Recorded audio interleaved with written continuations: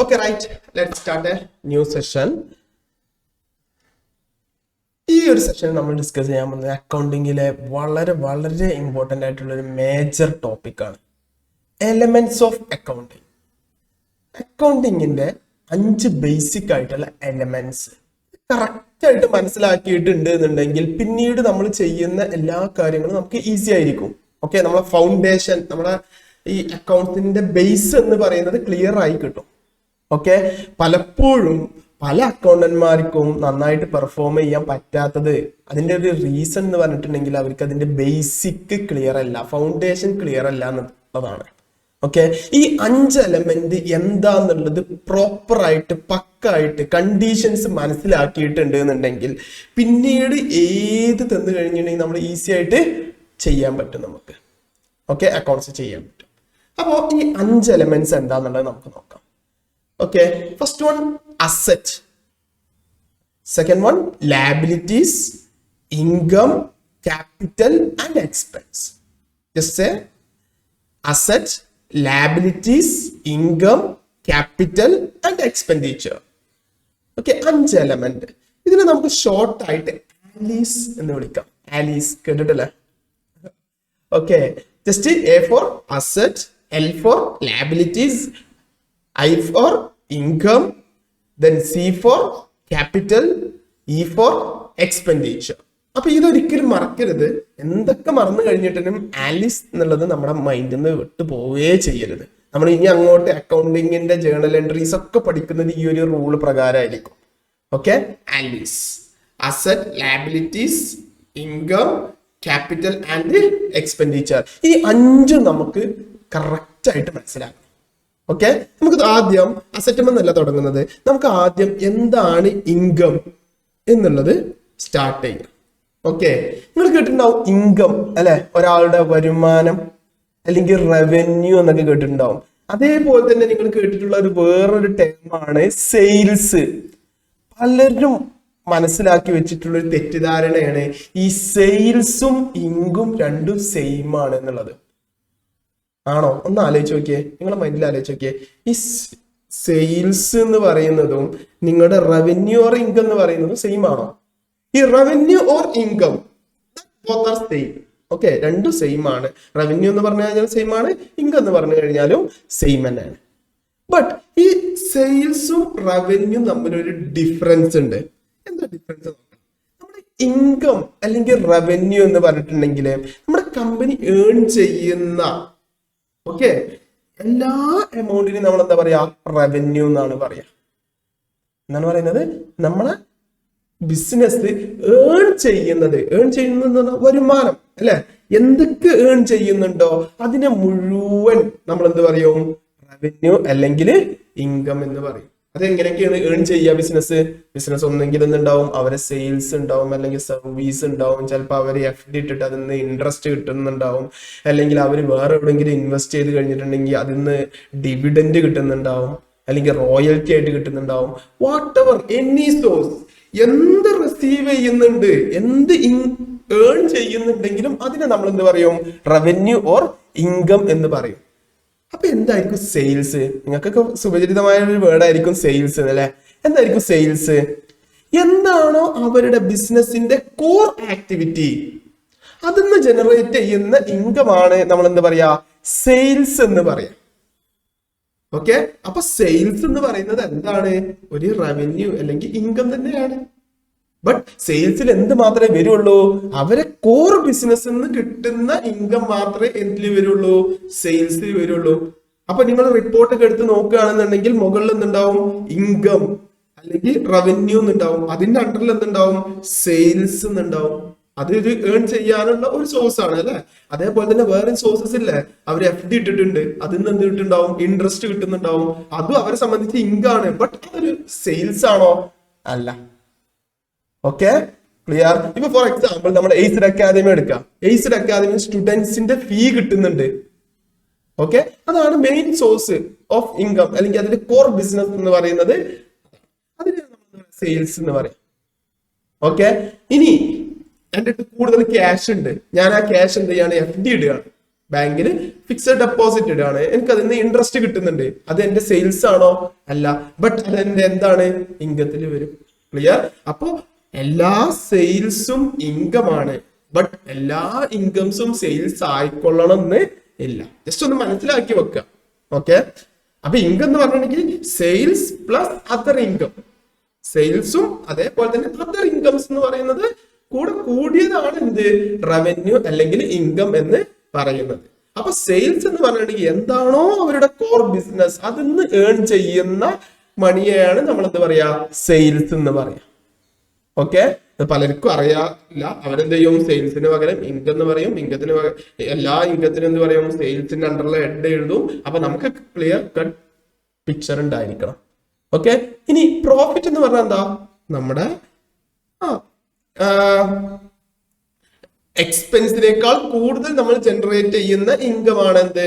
Revenue ആണ് profit എന്ന് പറയുന്നത്. Excess of revenue or period is related expenses during an accounting year.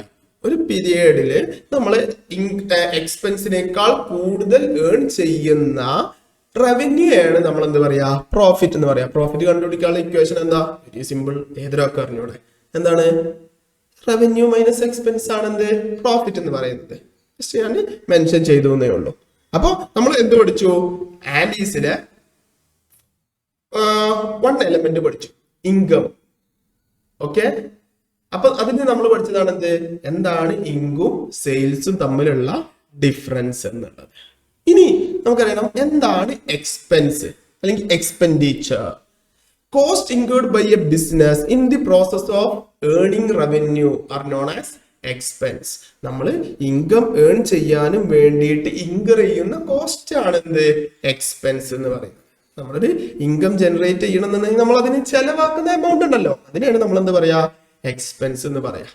Okay, നിങ്ങൾ ഈ ഡെഫിനിഷൻസ് ഒന്നും ബൈ ഹാർട്ട് ചെയ്യേണ്ട ആവശ്യമില്ല.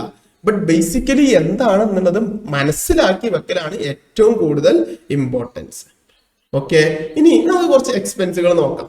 വേജസ് ഉണ്ട്, purchases, carriage inward, freight, royalty, then import duty, discount allowed, bad debt, salary, commission paid, rent, rates and taxes, insurance premium. Okay, ഇനി നമ്മൾ കുറെ ഇതിൽ വളരെ കുറെ എക്സ്പെൻസുകൾ നിങ്ങൾക്ക് അറിയാവുന്നതാണ്. ബട്ട് നിങ്ങൾക്ക് കൺഫ്യൂഷൻ ഉണ്ടാക്കാവുന്ന ചില എക്സ്പെൻസ് നമ്മളതിലെ നോൺ കൊമേഴ്സ് സ്റ്റുഡൻസ് ഒക്കെ ക്ലാസ് അറ്റൻഡ് ചെയ്യുന്നുണ്ടാവും. അപ്പൊ അവർക്കും വേണ്ടിയിട്ട് ചില ടേംസ് മനസ്സിലാക്കിയെടുക്കാൻ ഇനീഷ്യലി അവർക്കൊരു ബുദ്ധിമുട്ടുണ്ടാവും. ഓക്കെ, അതിനു വേണ്ടിയിട്ട് ഞാൻ ആ ടേംസ് എന്തൊക്കെയാണെന്നുള്ളത് ഒന്ന് എക്സ്പ്ലെയിൻ ചെയ്യാം. ഓക്കെ, നിങ്ങൾ കേട്ടിട്ടുണ്ടാവും വേജസും അതേപോലെ തന്നെ സാലറി. എന്താണ് ഈ വേജും സാലറിയും തമ്മിലുള്ള ഡിഫറൻസ്?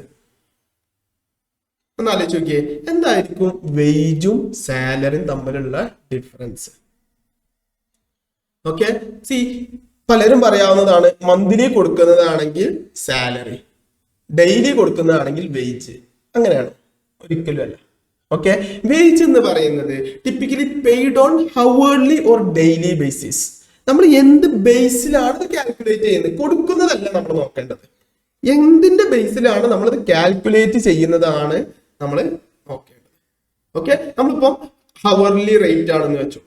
ഓക്കെ, ഒരു ദിവസം ഇത്ര മണിക്കൂർ ജോലി എടുത്തു കഴിഞ്ഞാൽ ഇത്ര എമൗണ്ട്, ഓരോ ഹവറിന് ഇത്ര എമൗണ്ട്, 500 rupees അല്ലെങ്കിൽ 200 rupees എന്ന് പറഞ്ഞ് അങ്ങനെ നമ്മൾ ഫിക്സ് ചെയ്യുന്നതാണ് എന്ത്? വേജ് എന്ന് പറയുന്നത്. ഹവർലി അല്ലെങ്കിൽ ഡെയിലി ബേസിസിലാണ് നമ്മൾ കാൽക്കുലേറ്റ് ചെയ്യുന്നത് എന്നുണ്ടെങ്കിൽ അതാണ് എന്ത്? വേജസ് എന്ന് പറയുന്നത്. ഓക്കെ, പക്ഷെ സാലറി എന്ന് പറഞ്ഞിട്ടുണ്ടെങ്കിൽ എപ്പോഴെന്തായിരിക്കും? ഒരു ഫിക്സഡ് എമൗണ്ട് ആയിരിക്കും. അത് ചിലപ്പോൾ എന്തായിരിക്കും? വീക്കിലി ഇത്ര ഫിക്സഡ് എമൗണ്ട്, 5000 ഫിക്സഡ് എമൗണ്ട്, അല്ലെങ്കിൽ മന്ത്ലി അല്ലെങ്കിൽ ആനുവലി നമ്മളൊരു ഫിക്സഡ് എമൗണ്ട് ആണ് കൊടുക്കുന്നത് എന്നുണ്ടെങ്കിൽ അതിനാണ് നമ്മൾ എന്താ പറയാ? സാലറി എന്ന് പറയാം. ഓക്കെ, ഇപ്പൊ നമ്മൾ എന്ത് പറയും? ഒരു ജോലിക്ക് കയറുകയാണെങ്കിൽ 12 lakh per annum സാലറി നമ്മൾ ഫിക്സ് ചെയ്യുന്നുണ്ടാവും. അതാണത് സാലറി എന്ന് പറയുന്നത്. അപ്പൊ ബേസിക്കലി എന്താണ് വേജും സാലറി തമ്മിലുള്ള ഡിഫറൻസ്? വേജ് എന്ന് പറയുന്നത് നമ്മൾ ഹവർലി അല്ലെങ്കിൽ ഡെയിലി നമ്മൾ അതിന്റെ ബേസിലാണ് നമ്മൾ കാൽക്കുലേറ്റ് ചെയ്യുന്നത് എന്നുണ്ടെങ്കിൽ അതിന്റെ വേജ് എന്നും, നമ്മൾ എന്താ ചെയ്യുന്നത്? മന്ത്ലി ഒരു ഫിക്സഡ് എമൗണ്ട് ആണ്. ഓക്കെ, ഈ വേജ് ആണെങ്കിൽ ഫിക്സഡ് എമൗണ്ട് ഉണ്ടോ? ഇല്ല, ഫിക്സഡ് എമൗണ്ട് ഉണ്ട്, അത് ഹവറിനാണ്. ഓക്കെ, സാലറി എന്ന് പറയുന്നത് എപ്പോഴും ഒരു ഫിക്സഡ് എമൗണ്ട് ആയിരിക്കും. ക്ലിയർ? ഇത് രണ്ടും തമ്മിൽ ഡിഫറൻസ് ഉണ്ട്. ഇത് എന്തിനാന്ന് വെച്ചിട്ടുണ്ടെങ്കിൽ എന്താ, അപ്പം മൊത്തത്തിൽ കൊടുക്കുന്നത് തന്നെ അല്ല എന്ന് വിചാരിക്കരുത്. ഇതിന്റെ ഡിഫറൻസ് എന്താണെന്ന് നമ്മൾ ഫർദർ പോകുമ്പോ മനസ്സിലാക്കും. Okay okay right. സോ അപ്പൊ നമ്മൾ എന്താണ് എക്സ്പെൻസ് എന്നുള്ളത് പഠിച്ചു, അതിന് ഏതൊക്കെ എക്സ്പെൻസുകൾ എന്ന് പഠിച്ചു, അതിന് വേജ്, സാലറി ഇവ തമ്മിലുള്ള ഡിഫറൻസ് എന്താന്നുള്ളത് പഠിച്ചു. ഇനി നമുക്ക് വേറെ കുറച്ച് എക്സ്പെൻസ് കൂടെ നോക്കാം.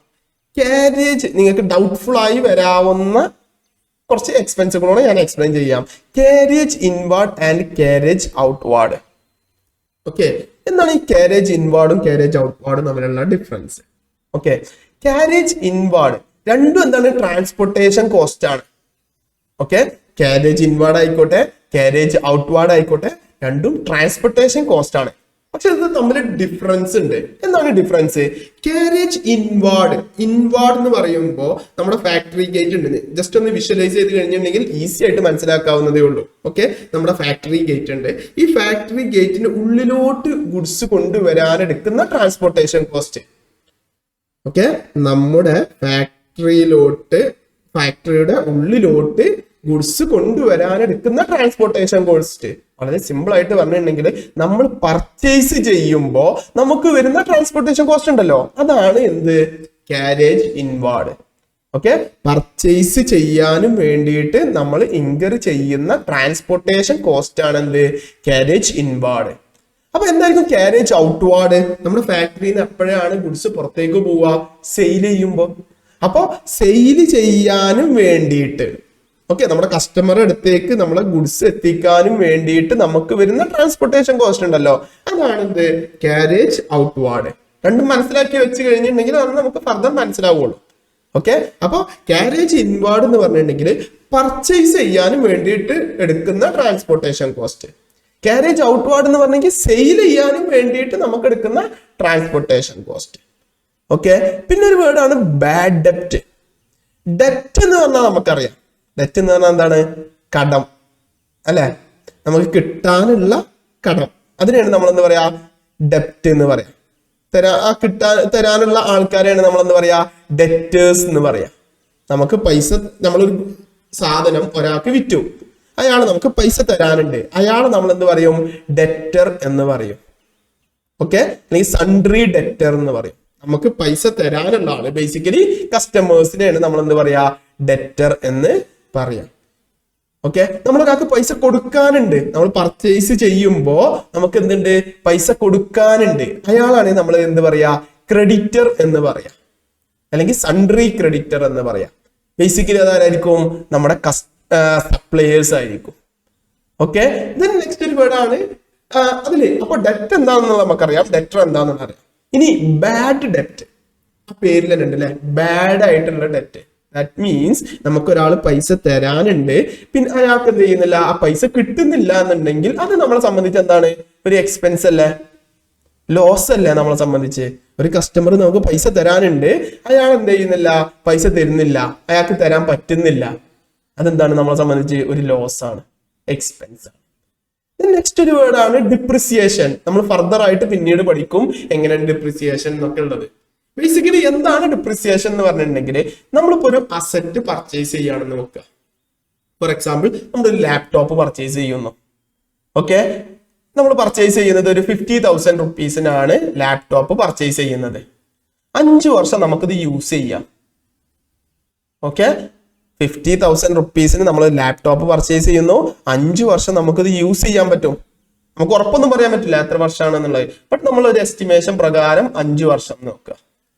ഓക്കെ, അപ്പൊ ഓരോ വർഷത്തിനും നമുക്കൊരു ചെലവുണ്ട്. 5 വർഷത്തില് നമുക്കിത് യൂസ് ചെയ്യാൻ പറ്റുള്ളൂ. 50,000 വാങ്ങി 5 വർഷം നമുക്കിത് യൂസ് ചെയ്യാൻ പറ്റുള്ളൂ. അപ്പൊ നമ്മളെ ചെലവ് എന്ന് പറഞ്ഞാൽ ശരിക്കും എന്താണ്, ഓരോ വർഷത്തിനും 10,000 വെച്ചിട്ട് അല്ലെ, 10,000 വെച്ചിട്ട് first year 10,000, second year 10,000, third fourth fifth year 10,000 വെച്ചിട്ട് ടോട്ടൽ 50,000 രൂപയാണ് നമ്മുടെ ചെലവ് വരുന്നത്.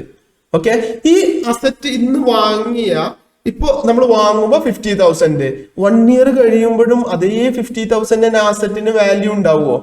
ഇല്ല, വാല്യൂ കുറയും അല്ലെ. അതിന് നമ്മൾ ചാർജ് ചെയ്യുന്നതാണ് എന്ത്, ഡിപ്രിസിയേഷൻ. ഓക്കെ, നമ്മൾ ഫർദർ അതിന്റെ ക്ലാസ് എങ്ങനെയാണ് കമ്പ്യൂട്ടേഷൻ എങ്ങനെയാണ് നമുക്ക് കറക്റ്റ് മനസ്സിലാക്കും. അപ്പൊ ബേസിക്കലി ഒന്ന് മനസ്സിലാക്കാം, ഡിപ്രിസിയേഷൻ എന്ന് പറയുന്നത് നമ്മുടെ ഒരു എക്സ്പെൻസ് ആണ്. Okay, right. അപ്പൊ നമ്മൾ ക്യാരേജ് ഇൻവാർഡും ഔട്ട്വാർഡും തമ്മിലുള്ള ഡിഫറൻസ് പഠിച്ചു, ബാഡ് ഡെപ്റ്റ് എന്താന്നുള്ളത് പഠിച്ചു, ഡിപ്രിസിയേഷൻ എന്താന്നുള്ളത് മനസ്സിലായി. ഇനി നമ്മൾ മനസ്സിലാക്കേണ്ട ഒരു ടേം ആണ് എന്താണ് ഡയറക്റ്റ് എക്സ്പെൻസ്, എന്താണ് ഇൻഡയറക്റ്റ് എക്സ്പെൻസ്, എന്താണ് ഇപ്പൊ തമ്മിലുള്ള ഡിഫറൻസ്. ഓക്കെ, നമ്മുടെ എക്സ്പെൻസുകളെ നമുക്ക് രണ്ടായിട്ട് ക്ലാസിഫൈ ചെയ്യാം, ഡയറക്റ്റ് എക്സ്പെൻസും ഇൻഡയറക്റ്റ് എക്സ്പെൻസ്. ഓക്കെ, എന്താണ് ഡയറക്റ്റ് എക്സ്പെൻസ്? നമുക്ക് ഒരു സ്പെസിഫിക് പ്രൊഡക്റ്റിനോട് അല്ലെങ്കിൽ സ്പെസിഫിക് സർവീസിനോട് നമുക്ക് ഡയറക്ട്ലി ട്രേസ് ചെയ്യാൻ പറ്റുന്നത്, അതിനെയാണ് നമ്മൾ എന്ത് പറയാ, ഡയറക്റ്റ് എക്സ്പെൻസ് എന്ന് പറയാം. കൺഫ്യൂഷൻ അടിക്കണ്ട. നമുക്കൊരു സ്പെസിഫിക് പ്രൊഡക്റ്റിനോട് നമുക്ക് എന്ത് ചെയ്യാൻ പറ്റും, ട്രേസ് ചെയ്യാൻ പറ്റും. ഈ എക്സ്പെൻസ് ഇന്ന പ്രൊഡക്റ്റിന് എന്നുള്ളത് നമുക്ക് ട്രേസ് ചെയ്യാൻ പറ്റും. അങ്ങനത്തെ എക്സ്പെൻസിനെയാണ് നമ്മൾ എന്ത് പറയാ, ഡയറക്റ്റ് എക്സ്പെൻസ് എന്ന് പറയാം. ഇത് യൂഷ്വലി എന്തായിരിക്കും, വേരിയബിൾ ആയിരിക്കും. പ്രൊഡക്ഷൻ അല്ലെങ്കിൽ സെയിലൊക്കെ പ്രൊഡക്ഷൻ അല്ലെങ്കിൽ സർവീസ് പ്രൊവൈഡ് ചെയ്യുന്നുണ്ടെങ്കിൽ മാത്രം നമുക്ക് എന്ത് ചെയ്താൽ മതി, ആ എക്സ്പെൻസ് എടുത്താൽ മതി, വരുള്ളൂ. അങ്ങനെയാണ് ഡയറക്റ്റ് എക്സ്പെൻസ്. ഫോർ എക്സാമ്പിൾ, ഇപ്പൊ ഒരു മാനുഫാക്ചറിങ് കമ്പനിയാണ് നോക്കാം, നമ്മളൊരു പ്രൊഡക്റ്റ് മാനുഫാക്ചർ ചെയ്യാണ്. എന്ത് പ്രൊഡക്റ്റാണ് മാനുഫാക്ചർ ചെയ്യുന്നത്? ഫോർ എക്സാമ്പിൾ, നമ്മളൊരു വാട്ടർ ബോട്ടിലാണ് മാനുഫാക്ചർ ചെയ്യുന്നത്. ഓക്കെ, ഈ ഒരു വാട്ടർ ബോട്ടിൽ മാനുഫാക്ചർ ചെയ്യുന്ന ഒരു കമ്പനിയാണ് നമ്മൾ നടത്തുന്നത്. ഈ വാട്ടർ ബോട്ടിൽ മാനുഫാക്ചർ ചെയ്യാനും വേണ്ടിയിട്ട് ഓക്കെ, ഇത് സെയിൽ ചെയ്യുന്നത് വരെ നമുക്ക് ചെലവുണ്ട് അല്ലെ. എന്തൊക്കെ ചെലവുകളായിരിക്കും നമുക്ക് ഉണ്ടാവുക? ബേസിക്കലി നമുക്ക് ഇതിന് മെറ്റീരിയൽ വേണം. ഓക്കെ, ഇത് സ്റ്റെയിൻലെസ് സ്റ്റീലാണ്, അപ്പൊ സ്റ്റീൽ വേണം. ഓക്കെ, പിന്നെ എന്തുണ്ട്, ഇതില് റബ്ബറിന്റെ ഒരു എലമെന്റ് ഉണ്ട്, ഇത് വേണം. പിന്നെ എന്തുണ്ട്, ഇത് മാനുഫാക്ചർ ചെയ്യാനും വേണ്ടിയിട്ട് നമുക്ക് ലേബറുമാണ് വേണ്ടേ, ഇത് അങ്ങോട്ട് എടുത്തു വെക്കാൻ, അല്ല അതേപോലെ തന്നെ ഇതിന്റെ ഫിനിഷിംഗ് ടച്ചസ്, ഇതിന്റെ ക്വാളിറ്റി എൻഷുർ ചെയ്യാനൊക്കെ വേണ്ടിയിട്ട് ലേബറുമാണ്. ഓക്കെ, പിന്നെ ഇതിന് കുറച്ച് കൺസ്യൂമബിൾസ് ഐറ്റംസ് ഒക്കെ വേണം ഇല്ലേ. ഇങ്ങനെ ഒരുപാട് ചെലവുകളുണ്ട്. ഇത് മാത്രം മതിയോ? അല്ല, ഇതിന് നമ്മൾ മാർക്കറ്റ് ചെയ്യണം. ഫോർ എക്സാമ്പിൾ, മിൽട്ടൺ എന്ന് പറഞ്ഞ കമ്പനി അവര് എന്ത് ചെയ്യണം, മാർക്കറ്റിംഗ് ചെയ്യണം, അഡ്വർടൈസ്മെന്റ് ചെയ്യണം. പിന്നെ അവർക്ക് ഫിനാൻസ് ഡിപ്പാർട്ട്മെന്റ് ഉണ്ടാവും അല്ലെ, അവിടെ നിന്നുണ്ട് അവർക്ക് അക്കൗണ്ടിങ് ഉണ്ടാവും. ഇങ്ങനെ കുറെ എക്സ്പെൻസുകൾ ഉണ്ടാവും. ഇതുണ്ടാക്കുന്നിടത്ത് ഫാക്ടറിക്ക് റെന്റ് ഉണ്ടാവും, പിന്നെ അവരെ ഓഫീസിന്റെ എല്ലാ മാർക്കറ്റിംഗ് സ്റ്റാഫ് ഇരിക്കുന്ന ഓഫീസ് ഉണ്ടാവും, അതിന് എക്സ്പെൻസ് ഉണ്ട്. ഓക്കെ, ഈ ടോട്ടൽ എക്സ്പെൻസിനെ നമുക്ക് രണ്ടായിട്ട് ക്ലാസിഫൈ ചെയ്യാം, ഡയറക്റ്റ് എക്സ്പെൻസും ഇൻഡയറക്റ്റ് എക്സ്പെൻസും. ഡയറക്റ്റ് എക്സ്പെൻസ് എന്ന് പറയുന്നെങ്കിൽ നമുക്കിപ്പം മെറ്റീരിയൽ ഇന്ന പ്രൊഡക്റ്റിനും വേണ്ടിയിട്ട് യൂസ് ചെയ്തു എന്നുള്ളത് നമുക്ക് ട്രേസ് ചെയ്യാൻ പറ്റില്ല. ഈ ഒരു ബോട്ടിൽ വാട്ടർ ബോട്ടിൽ ഉണ്ടാക്കാനും വേണ്ടിയിട്ട് ഇത്ര മെറ്റീരിയൽ, ഇത്ര രൂപയുടെ സ്റ്റീല് നമ്മൾ യൂസ് ചെയ്തു എന്നുള്ളത് നമുക്ക് ട്രേസ് ചെയ്യാൻ പറ്റും അല്ലേ.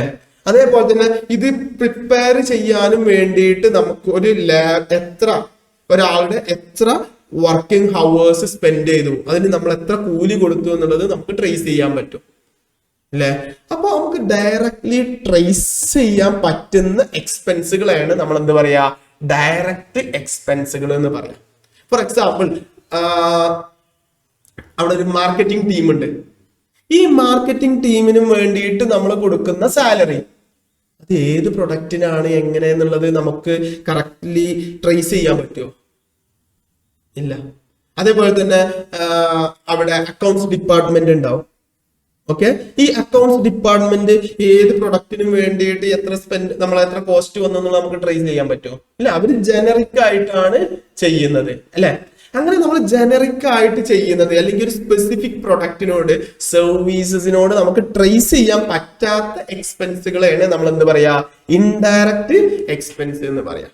ഈ indirect expense may be fixed ആയിരിക്കും, വേരിയബിൾ ആയിരിക്കും, സെമി വേരിയബിൾ ആയിരിക്കും. Okay, for example rent. Okay, നമ്മൾ എന്ത് ചെയ്യുന്നുണ്ട്, അഡ്മിനിസ്ട്രേഷൻ ഓഫീസിനുള്ള റെന്റ് ഉണ്ട്, അല്ലെങ്കിൽ നമ്മൾ അവിടെ യൂട്ടിലിറ്റീസ് പ്രൊവൈഡ് ചെയ്യുന്നുണ്ട്, നമുക്ക് കറണ്ട് ബില്ല് ഇലക്ട്രിസിറ്റി ബില്ല് വരുന്നുണ്ട്, ദെൻ അഡ്മിനിസ്ട്രേഷൻ സാലറി. അതേപോലെ ഇങ്ങനെ നമ്മൾ അസറ്റ്സ് യൂസ് ചെയ്യുന്നുണ്ട് അല്ലെ.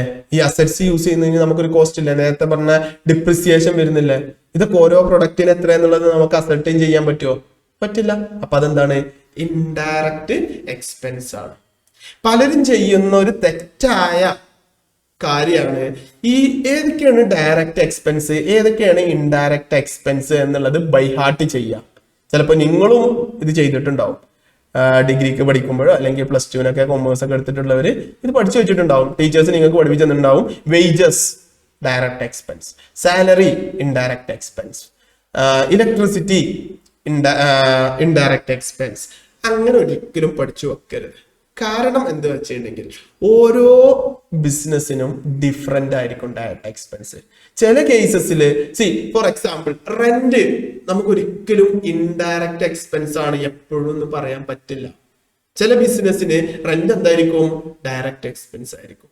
നമ്മൾ ആ ബിസിനസ്സിനെ പഠിച്ചിട്ട് അതിന് നമുക്ക് പ്രോപ്പർലി എന്ത് ചെയ്യാൻ പറ്റുന്നുണ്ടോ, അസർട്ടൈൻ ചെയ്യാൻ പറ്റുന്നുണ്ടോ എന്ന് നോക്കിക്കഴിഞ്ഞാൽ അവിടുന്ന് നമുക്ക് എന്ത് മനസ്സിലാവാൻ പറ്റും? ഡയറക്റ്റ് ആണോ ഇൻഡയറക്റ്റ് ആണോ എന്നുള്ളത് ഡിസൈഡ് ചെയ്യാം. അപ്പൊ ഒരിക്കലും നമ്മൾ ബൈഹാർട്ട് ചെയ്ത് വെക്കല്ല വേണ്ടത്. നിങ്ങൾ വർക്ക് പ്രാക്ടിക്കൽ ലൈഫിലോട്ട് വരുമ്പോ നമ്മൾ എന്ത് നോക്കണം? ആ ബിസിനസിനെ സംബന്ധിച്ച് ഈ എക്സ്പെൻസ് എന്ന് പറയുന്നത് ഡയറക്റ്റ് ആണോ ഇൻഡയറക്റ്റ് ആണോ അങ്ങനെ വേണം അസർട്ടൈൻ ചെയ്യാൻ. അല്ലാണ്ട് നമ്മൾ കുറെ എക്സ്പെൻസിന്റെ ലിസ്റ്റ് പഠിച്ചു, ഡയറക്റ്റ് എക്സ്പെൻസിന്റെ ലിസ്റ്റ് പഠിച്ചു, ഇൻഡയറക്റ്റ് എക്സ്പെൻസിന്റെ ലിസ്റ്റ് പഠിച്ചു, ഇനി ഇത് ഏത് ബിസിനസ് വന്നു കഴിഞ്ഞാലും അതിനങ്ങോട്ട് അപ്ലൈ ചെയ്യാം. That method is wrong. Okay, അത് പ്രാക്ടിക്കൽ ലൈഫിൽ ചെയ്യാൻ പാടില്ല. ഓക്കെ, അപ്പൊ നമ്മൾ കറക്റ്റ് മനസ്സിലാക്കി വെച്ചാൽ മതി. ഡയറക്റ്റ് എക്സ്പെൻസ് എന്ന് പറഞ്ഞാൽ എന്താ? പെർട്ടിക്കുലർ ഒരു പ്രൊഡക്റ്റിനോട് സർവീസിനോട് നമുക്ക് ട്രേസ് ചെയ്യാൻ പറ്റുന്നുണ്ടെങ്കിൽ അത് ഡയറക്റ്റ് എക്സ്പെൻസ് ആണ്. ചില കേസിൽ ഇപ്പൊ മാനുഫാക്ചറിങ്ങിന്റെ കേസ് എടുക്കാം, റെന്റ് കൊടുക്കുന്നുണ്ട്. നിങ്ങൾ ചിലപ്പോൾ ഇതുവരെ പഠിച്ചിട്ടുണ്ടാവും റെന്റ് എന്ന് പറയുന്നത് ഇൻഡയറക്റ്റ് എക്സ്പെൻസ് ആണ് എന്നുള്ളത്. ബട്ട് റെന്റ് അല്ല, അവർക്ക് ഫാക്ടറിയുടെ റെന്റും ഉണ്ട്, അഡ്മിനിസ്ട്രേഷന്റെ റെന്റും ഉണ്ട്. ഓക്കെ, ഫാക്ടറിയുടെ റെന്റ് ഉണ്ട്, അഡ്മിനിസ്ട്രേഷൻ ഓഫീസ് ഉണ്ട്, അല്ലെങ്കിൽ അവരുടെ കോർപ്പറേറ്റ് ഓഫീസ് ഉണ്ട്, അതിന്റെ റെന്റ് ഉണ്ട്. ഈ കോർപ്പറേറ്റ് ഓഫീസിന്റെ റെന്റ് എന്ന് പറയുന്നത് ആ ബിസിനസിനെ സംബന്ധിച്ച് ഇൻഡയറക്റ്റ് എക്സ്പെൻസും ആവുക. അതേപോലെ തന്നെ ഈ റെന്റ് നമുക്ക് ഓരോ പ്രൊഡക്റ്റിന് എത്ര കൊടുത്തു എന്നുള്ളത് നമുക്ക് എന്ത് ചെയ്യാൻ പറ്റും? ട്രേസ് ചെയ്യാൻ പറ്റും. ഫാക്ടറിയുടെ റെന്റ് അതെങ്ങനെയാ ട്രേസ് ചെയ്യാം? സിമ്പിൾ, ഒരു മാസത്തേക്ക് 30,000 ഇപ്പൊ റെന്റ് കൊടുക്കുന്നുണ്ട്. ആ ഒരു മാസത്തിൽ അവിടെ എത്ര പ്രൊഡക്റ്റ് മാനുഫാക്ചർ ചെയ്തിട്ടുണ്ട്? 30,000 യൂണിറ്റ് പ്രൊഡക്റ്റ് മാനുഫാക്ചർ ചെയ്തിട്ടുണ്ട്. ഓക്കെ, അപ്പൊ റെന്റ് 30,000 കൊടുക്കുന്നുണ്ട്. ഓക്കെ, അവരെന്ത് ചെയ്യുന്നുണ്ട്? 30,000 യൂണിറ്റ് പ്രൊഡ്യൂസ് ചെയ്യുന്നുണ്ട്. അപ്പൊ ഒരു യൂണിറ്റ് പ്രൊഡ്യൂസ് ചെയ്യാനും വേണ്ടിയിട്ട് 1 റുപ്പിയാണ് എന്ത് അവരുടെ കോസ്റ്റ് എന്ന് പറയുന്നത്. നമുക്ക് ഡയറക്റ്റ് എന്ത് ചെയ്യാൻ പറ്റും? റിലേറ്റ് ചെയ്യാൻ പറ്റും. അപ്പൊ അതെന്ത് എക്സ്പെൻസ് ആണ്? Direct expense of factory rent. Clear? Okay, അപ്പൊ ചുരുക്കി പറഞ്ഞാൽ നമ്മൾ നോക്കണം, ബിസിനസിനെ കുറിച്ച് പഠിക്കണം, എന്നിട്ട് ശേഷം മാത്രം എന്ത് ഡിസൈഡ് ചെയ്യാൻ പാടുള്ളൂ? ഡയറക്റ്റ് എക്സ്പെൻസ് ആണോ ഇൻഡയറക്റ്റ് എക്സ്പെൻസ് ആണോ എന്നുള്ളത് ഡിസൈഡ് ചെയ്യാന് പാടും. ഓക്കെ, ഇനി നിങ്ങൾക്കൊന്നും പറഞ്ഞിട്ടില്ല. നമുക്ക് പ്രാക്ടിക്കൽ ലൈഫിൽ ഓക്കെ നമുക്ക് ഈസി ആയിട്ട് ചെയ്യാൻ പറ്റും. പക്ഷെ നമ്മൾ എക്സാമ്പിൾസ് കാര്യങ്ങളൊക്കെ ചെയ്യുമ്പോൾ ഓക്കെ, ഫിനാൻഷ്യൽസ് കാര്യങ്ങളൊക്കെ ചെയ്യുമ്പോൾ ഓക്കെ ജനറിക് ആയിട്ട് നമുക്ക് കൊടുക്കാം, റെന്റ് ഇൻഡയറക്റ്റ് എക്സ്പെൻസ് ആയിട്ട് കൊടുക്കാം. That's okay. ബട്ട് പ്രാക്ടിക്കൽ ലൈഫിലോട്ട് വരുമ്പോൾ നമ്മൾ നല്ല പഠിച്ചതിന് ശേഷം മാത്രമേ ചെയ്യാൻ പാടുള്ളൂ. Okay, right. അപ്പൊ നമ്മൾ എന്തൊക്കെ പഠിച്ചു? ഇൻകം പഠിച്ചു. ALICE asset, liability, income, capital and expenditure. ALICE. Okay, asset, liability, income, capital and expenditure. അതില് നമ്മൾ എന്തൊക്കെ പഠിച്ചു? ഇൻകം പഠിച്ചു, എക്സ്പെൻസ് പഠിച്ചു. ഇനി ഏതൊക്കെയുണ്ട്? അസറ്റ് ഉണ്ട്, ലയബിലിറ്റി ഉണ്ട്, ക്യാപിറ്റൽ ഉണ്ട്. നമുക്ക് നോക്കാം എന്താണ് അസറ്റ്. കറക്റ്റ് മനസ്സിലാക്കണം. ഓക്കെ, അസറ്റ് എന്ന് പറഞ്ഞിട്ടുണ്ടെങ്കിൽ any resource, okay, any resource owned or controlled by a individual, business or organisation, whoever it is, that is expected to provide future economic benefit. എന്താണ് പറഞ്ഞത്? Any resource owned or controlled by organisation which is expected to provide future economic benefit. അപ്പൊ അവിടെ 3 കാര്യങ്ങളാണ് പറയുന്നത്. Definition ഒന്നും by heart ചെയ്യണ്ട, but ആ 3 കാര്യങ്ങൾ അറിഞ്ഞിരിക്കണം. ഒന്നെന്താണ്?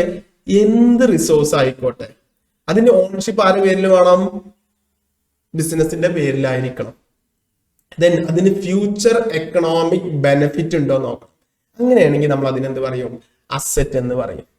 ഫോർ എക്സാമ്പിൾ നമ്മളെ ലാപ്ടോപ്പ് എന്നെ എടുക്കാം.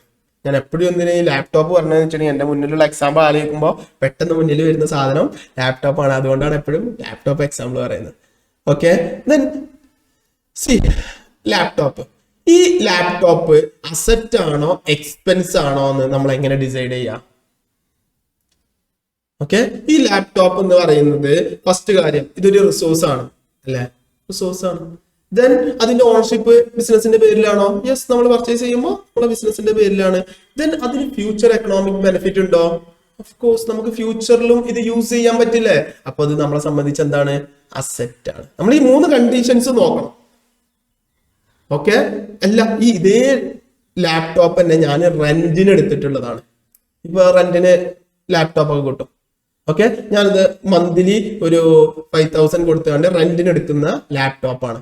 അപ്പൊ എന്നെ സംബന്ധിച്ചൊന്ന് ആലോചിച്ച് നോക്കിയേ. സി, അതില് first condition any resource, laptop resource ആണ്. ദെൻ ഓണർഷിപ്പ് ബിസിനസിന്റെ പേരിലാണോ? അല്ല. അപ്പൊ നമുക്കത് അസറ്റ് ആയിട്ട് ട്രീറ്റ് ചെയ്യാൻ പറ്റുമോ? പറ്റില്ല. ക്ലിയർ? അതേപോലെ തന്നെ എന്ത് വേണം? ഫ്യൂച്ചർ എക്കണോമിക് ബെനിഫിറ്റ് വേണം. ബിസിനസ്സിന് അതുകൊണ്ട് ആ ഒരു റിസോഴ്സ് കൊണ്ട് ഫ്യൂച്ചറിലും ബെനിഫിറ്റ് വേണം. ഓക്കെ, നമ്മളെ ഫേർണിച്ചേഴ്സ്, നമ്മളെ മിഷനറീസ്, എക്യുപ്മെന്റ്സ്, ടൂൾസ്, ഇതുകൊണ്ടൊക്കെ നമുക്ക് എന്തുണ്ട്? ഫ്യൂച്ചർ എക്കണോമിക് ബെനിഫിറ്റ് ഉണ്ട്. അങ്ങനെ ഉണ്ടെങ്കിൽ മാത്രമേ നമ്മൾ അത് എന്തായിട്ട് ട്രീറ്റ് ചെയ്യുള്ളൂ? അസറ്റ് ആയിട്ട് ട്രീറ്റ് ചെയ്യുള്ളൂ. ക്ലിയർ? അപ്പൊ 3 കണ്ടീഷൻ മറക്കരുത്, ഒരിക്കലും മറക്കരുത്. മുന്നേ നിങ്ങൾ പഠിച്ചിട്ടുണ്ട്, എങ്ങനെയായിരിക്കും എനിക്കറിയാം. പലപ്പോഴും നിങ്ങൾ പഠിച്ചിട്ടുണ്ടാവും, അസറ്റിന്റെ ഒരു ലിസ്റ്റ് കാണാപാഠം പഠിച്ചു വെച്ചിട്ടുണ്ടാവും, എക്സ്പെൻസിന്റെ ഒരു ലിസ്റ്റ് കാണാപാഠം പഠിച്ചിട്ടുണ്ടാവും. അത് വെച്ചിട്ടായിരിക്കും എൻട്രി ചെയ്തിട്ടുണ്ടാവും.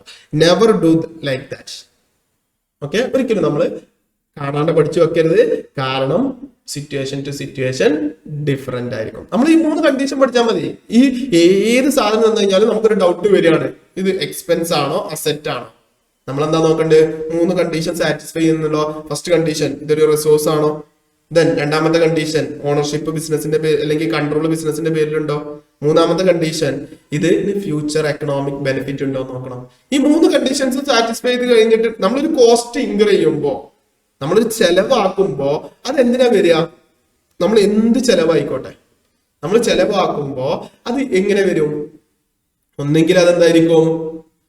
നമ്മൾ നോക്കണം, 3 കണ്ടീഷൻ നോക്കണം. ഫസ്റ്റത്തെ കണ്ടീഷൻ എന്താണ്? നമ്മൾ ചെലവാക്കുമ്പോ അതൊരു റിസോഴ്സ് ആണോ? റിസോഴ്സിന് വേണ്ടിയിട്ടാണോ? Yes. Then അതിനെന്തുണ്ടോ?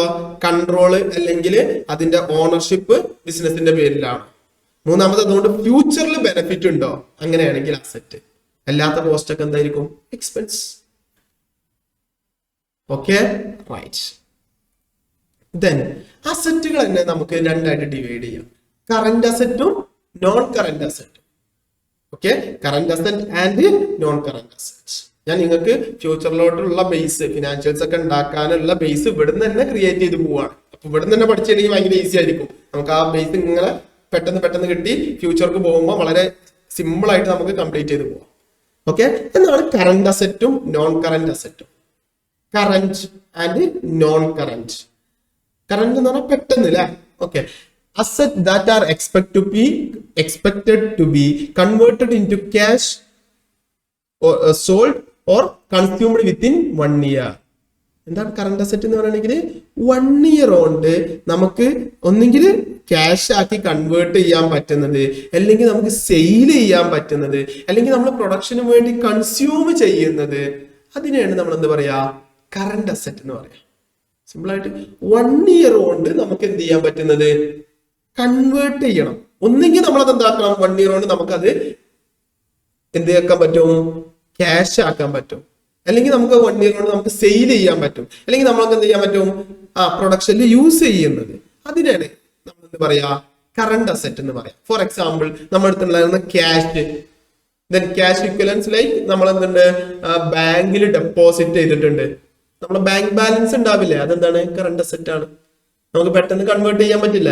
Then treasury bills, simple ആയിട്ട് നമ്മളെ bill. Okay, then account receivable, നമുക്ക് പൈസ കിട്ടാനുള്ളത്. ഓക്കെ, കസ്റ്റമർ അടുത്തുനിന്ന് പൈസ കിട്ടാനുണ്ട്, 1 year കൊണ്ട് നമ്മൾ റിയലൈസ് ചെയ്യുന്നുണ്ടെങ്കിൽ അതെന്താണ്? കറന്റ് അസറ്റ് ആണ്. ദെൻ നമ്മുടെ ഇൻവെന്ററി, നമുക്ക് എന്തുണ്ട്? Inventory means stock. ഓക്കെ, നമ്മളെ മെറ്റീരിയൽസ് നമ്മളെ ഗോഡൌണിലുണ്ട്, അതെന്താണ് നമ്മളെ സംബന്ധിച്ച്? കറന്റ് അസറ്റ് ആണ്. അപ്പൊ എന്തായിരിക്കും നോൺ കറന്റ് അസറ്റ്? നമുക്ക് എന്തുണ്ട്? Asset that are expected to provide economic benefit beyond 1 year. നമ്മുടെ അടുത്തുള്ള അസറ്റ്സ് അതിന്റെ എക്കണോമിക് ബെനിഫിറ്റ്സ് നമുക്ക് മോർ ദാൻ 1 ഇയർ കിട്ടും. ഒരു വർഷത്തേക്കാൾ കൂടുതൽ നമുക്ക് എന്ത് കിട്ടും? അതിന്റെ എക്കണോമിക് ബെനിഫിറ്റ് കിട്ടുന്നുണ്ടെങ്കിൽ അതെന്താണോ നോൺ കറന്റ് അസറ്റ്. ഓക്കെ, ഇപ്പൊ ഫോർ എക്സാമ്പിൾ ഫേർണിച്ചർ നമുക്ക് ഒരു വർഷം മാത്രമാണോ യൂസ് ചെയ്യാൻ പറ്റുക, അതിന്റെ ബെനിഫിറ്റ് കിട്ടുക? അല്ല, അത് ഒരു വർഷത്തേക്കാൾ കൂടുതൽ എന്തായാലും കിട്ടില്ലേ. അപ്പൊ അതെന്താണ്? നോൺ കറന്റ് അസറ്റ് ആണ്. ഓക്കെ, പിന്നെ നമ്മളെ മെഷീനറീസ് നമുക്ക് എന്ത് ചെയ്യാൻ പറ്റും? ഒരു വർഷത്തേക്കാൾ കൂടുതൽ യൂസ് ചെയ്യാൻ പറ്റുന്നുണ്ടെങ്കിൽ അതെന്താണ്? നോൺ കറന്റ് അസറ്റ് ആണ്. ദെൻ നമ്മൾ ഷെയർസില്, ബോണ്ടില്, ഇതിലൊക്കെ എന്ത് ചെയ്തിട്ടുണ്ട്? ഇൻവെസ്റ്റ് ചെയ്തിട്ടുണ്ട്. പക്ഷെ നമ്മൾ എന്താണ് നമ്മൾ എക്സ്പെക്ട് ചെയ്യുന്നത്? നമ്മൾ ഇമ്മീഡിയറ്റ് ആയിട്ട് കൺവേർട്ട് ചെയ്യാൻ പറ്റുന്നുണ്ടെങ്കിൽ, കൺവേർട്ട് ചെയ്യണം എന്നുള്ളതാണ് നമ്മുടെ ഇന്റൻഷൻ എന്നുണ്ടെങ്കിൽ അതെന്താണ്? കറന്റ് അസറ്റും. ഇല്ല, നമ്മൾ ഒരു ഷെയറിൽ കൊണ്ടുപോയി ഇൻവെസ്റ്റ് ചെയ്തിട്ടുണ്ട്, നമ്മളിപ്പോ അടുത്ത കാലത്തൊന്നും ഒരു 4 കൊല്ലത്തിന് അത് എടുക്കാനേ വിഡ്രോ ചെയ്യാനേ പോകുന്നില്ല. ഓക്കെ, ക്യാഷിലോട്ട് കൺവേർട്ട് ചെയ്യാൻ നമ്മുടെ ഇന്റൻഷൻ അല്ല. അങ്ങനെയാണെങ്കിൽ അതെന്താണ്? നോൺ കറന്റ് അസറ്റും. ഞാൻ നേരത്തെ പറഞ്ഞു, ഡയറക്റ്റ് എക്സ്പെൻസും ഇൻഡയറക്റ്റ് എക്സ്പെൻസും നമ്മൾ അതിന്റെ കോൺസെപ്റ്റ് ആണ് മനസ്സിലാക്കി വെക്കേണ്ടത് എന്നുള്ളത്. അതേപോലെ തന്നെയാണ് കറന്റ് അസറ്റും നോൺ കറന്റ് അസറ്റും. പലരും ചെയ്യുന്ന ഒരു പണിയാണെന്ത്? ചുമ്മാ ബൈഹാർട്ട് ചെയ്ത് വെച്ചിട്ടുണ്ടാവും കറന്റ് അസറ്റ് എന്തൊക്കെയാണ്, നോൺ കറന്റ് അസറ്റ് എന്തൊക്കെയാണ് എന്നുള്ളത്. ഫോർ എക്സാമ്പിൾ, ഇപ്പൊ നമ്മൾ പറഞ്ഞു ഇൻവെസ്റ്റ്മെന്റ് ഇൻ സ്റ്റോക്ക്, ഷെയർസിൽ നമ്മൾ ഇൻവെസ്റ്റ് ചെയ്യുന്നത്, അത് കറന്റ് അസറ്റും ആവാം, നോൺ കറന്റ് അസറ്റും ആവാം. എങ്ങനെയാണ് കറന്റ് അസറ്റ് ആവുക? നമ്മുടെ ഇന്റൻഷൻ എന്ന് പറയുന്നത് നെക്സ്റ്റ് 6 മന്ത്സിൽ അല്ലെങ്കിൽ 1 ഇയറിനേക്കാൾ കുറഞ്ഞ ടൈമിന്റെ ഉള്ളിൽ അത് കൺവേർട്ട് ചെയ്യാനാണ് നമ്മുടെ പ്ലാൻ എന്നുണ്ടെങ്കിൽ അതെന്താണ്? കറന്റ് അസറ്റ് ആണ്. അല്ല, നമ്മുടെ പ്ലാൻ എന്നുള്ളത് ഒരു വർഷത്തേക്കാൾ കൂടുതൽ കഴിഞ്ഞിട്ട് എന്ത് ചെയ്താൽ മതി? കൺവേർട്ട് ചെയ്യുക എന്നുള്ളതാണ് നമ്മുടെ പ്ലാൻ എന്നുണ്ടെങ്കിൽ അതെന്താണ്? നോൺ കറന്റ് അസറ്റും ആണ്. ഓക്കെ, അപ്പൊ നമ്മൾ കറന്റ് അസറ്റ് ആണോ നോൺ കറന്റ് അസറ്റ് ആണോ എന്നുള്ളത് പ്യൂർലി കോൺസെപ്റ്റ് ബേസിൽ തന്നെ ചെക്ക് ചെയ്യണം. ഓക്കെ, അപ്പൊ എപ്പോഴാണ് നോൺ കറന്റ് അസറ്റ് ആവുക? നമ്മൾ അതിന്റെ future economic benefit more than 1 year, beyond 1 year ഉണ്ട് എന്നുണ്ടെങ്കിൽ അതിനെ നോൺ കറന്റ് അസറ്റ് ആയിട്ടും, ഇനി നമ്മൾ 1 ഇയർ കൊണ്ട് അത് കൺവേർട്ട് ചെയ്യാൻ അല്ലെങ്കിൽ സെയിൽ ചെയ്യാൻ അല്ലെങ്കിൽ കൺസ്യൂം ചെയ്യാനാണ് പ്ലാൻ എന്നുണ്ടെങ്കിൽ അതിനെ നമ്മൾ എന്ത് പറയും? കറന്റ് അസറ്റ് എന്ന് പറയും.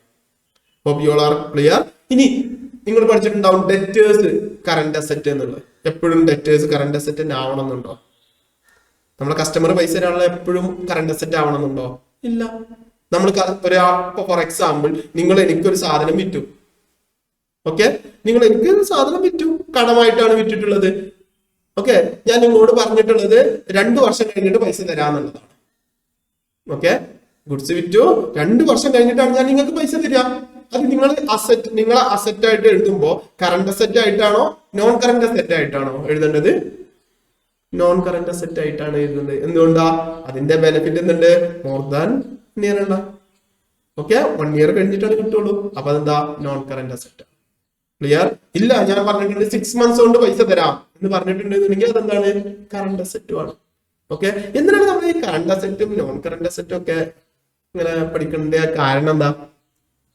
ആവശ്യം.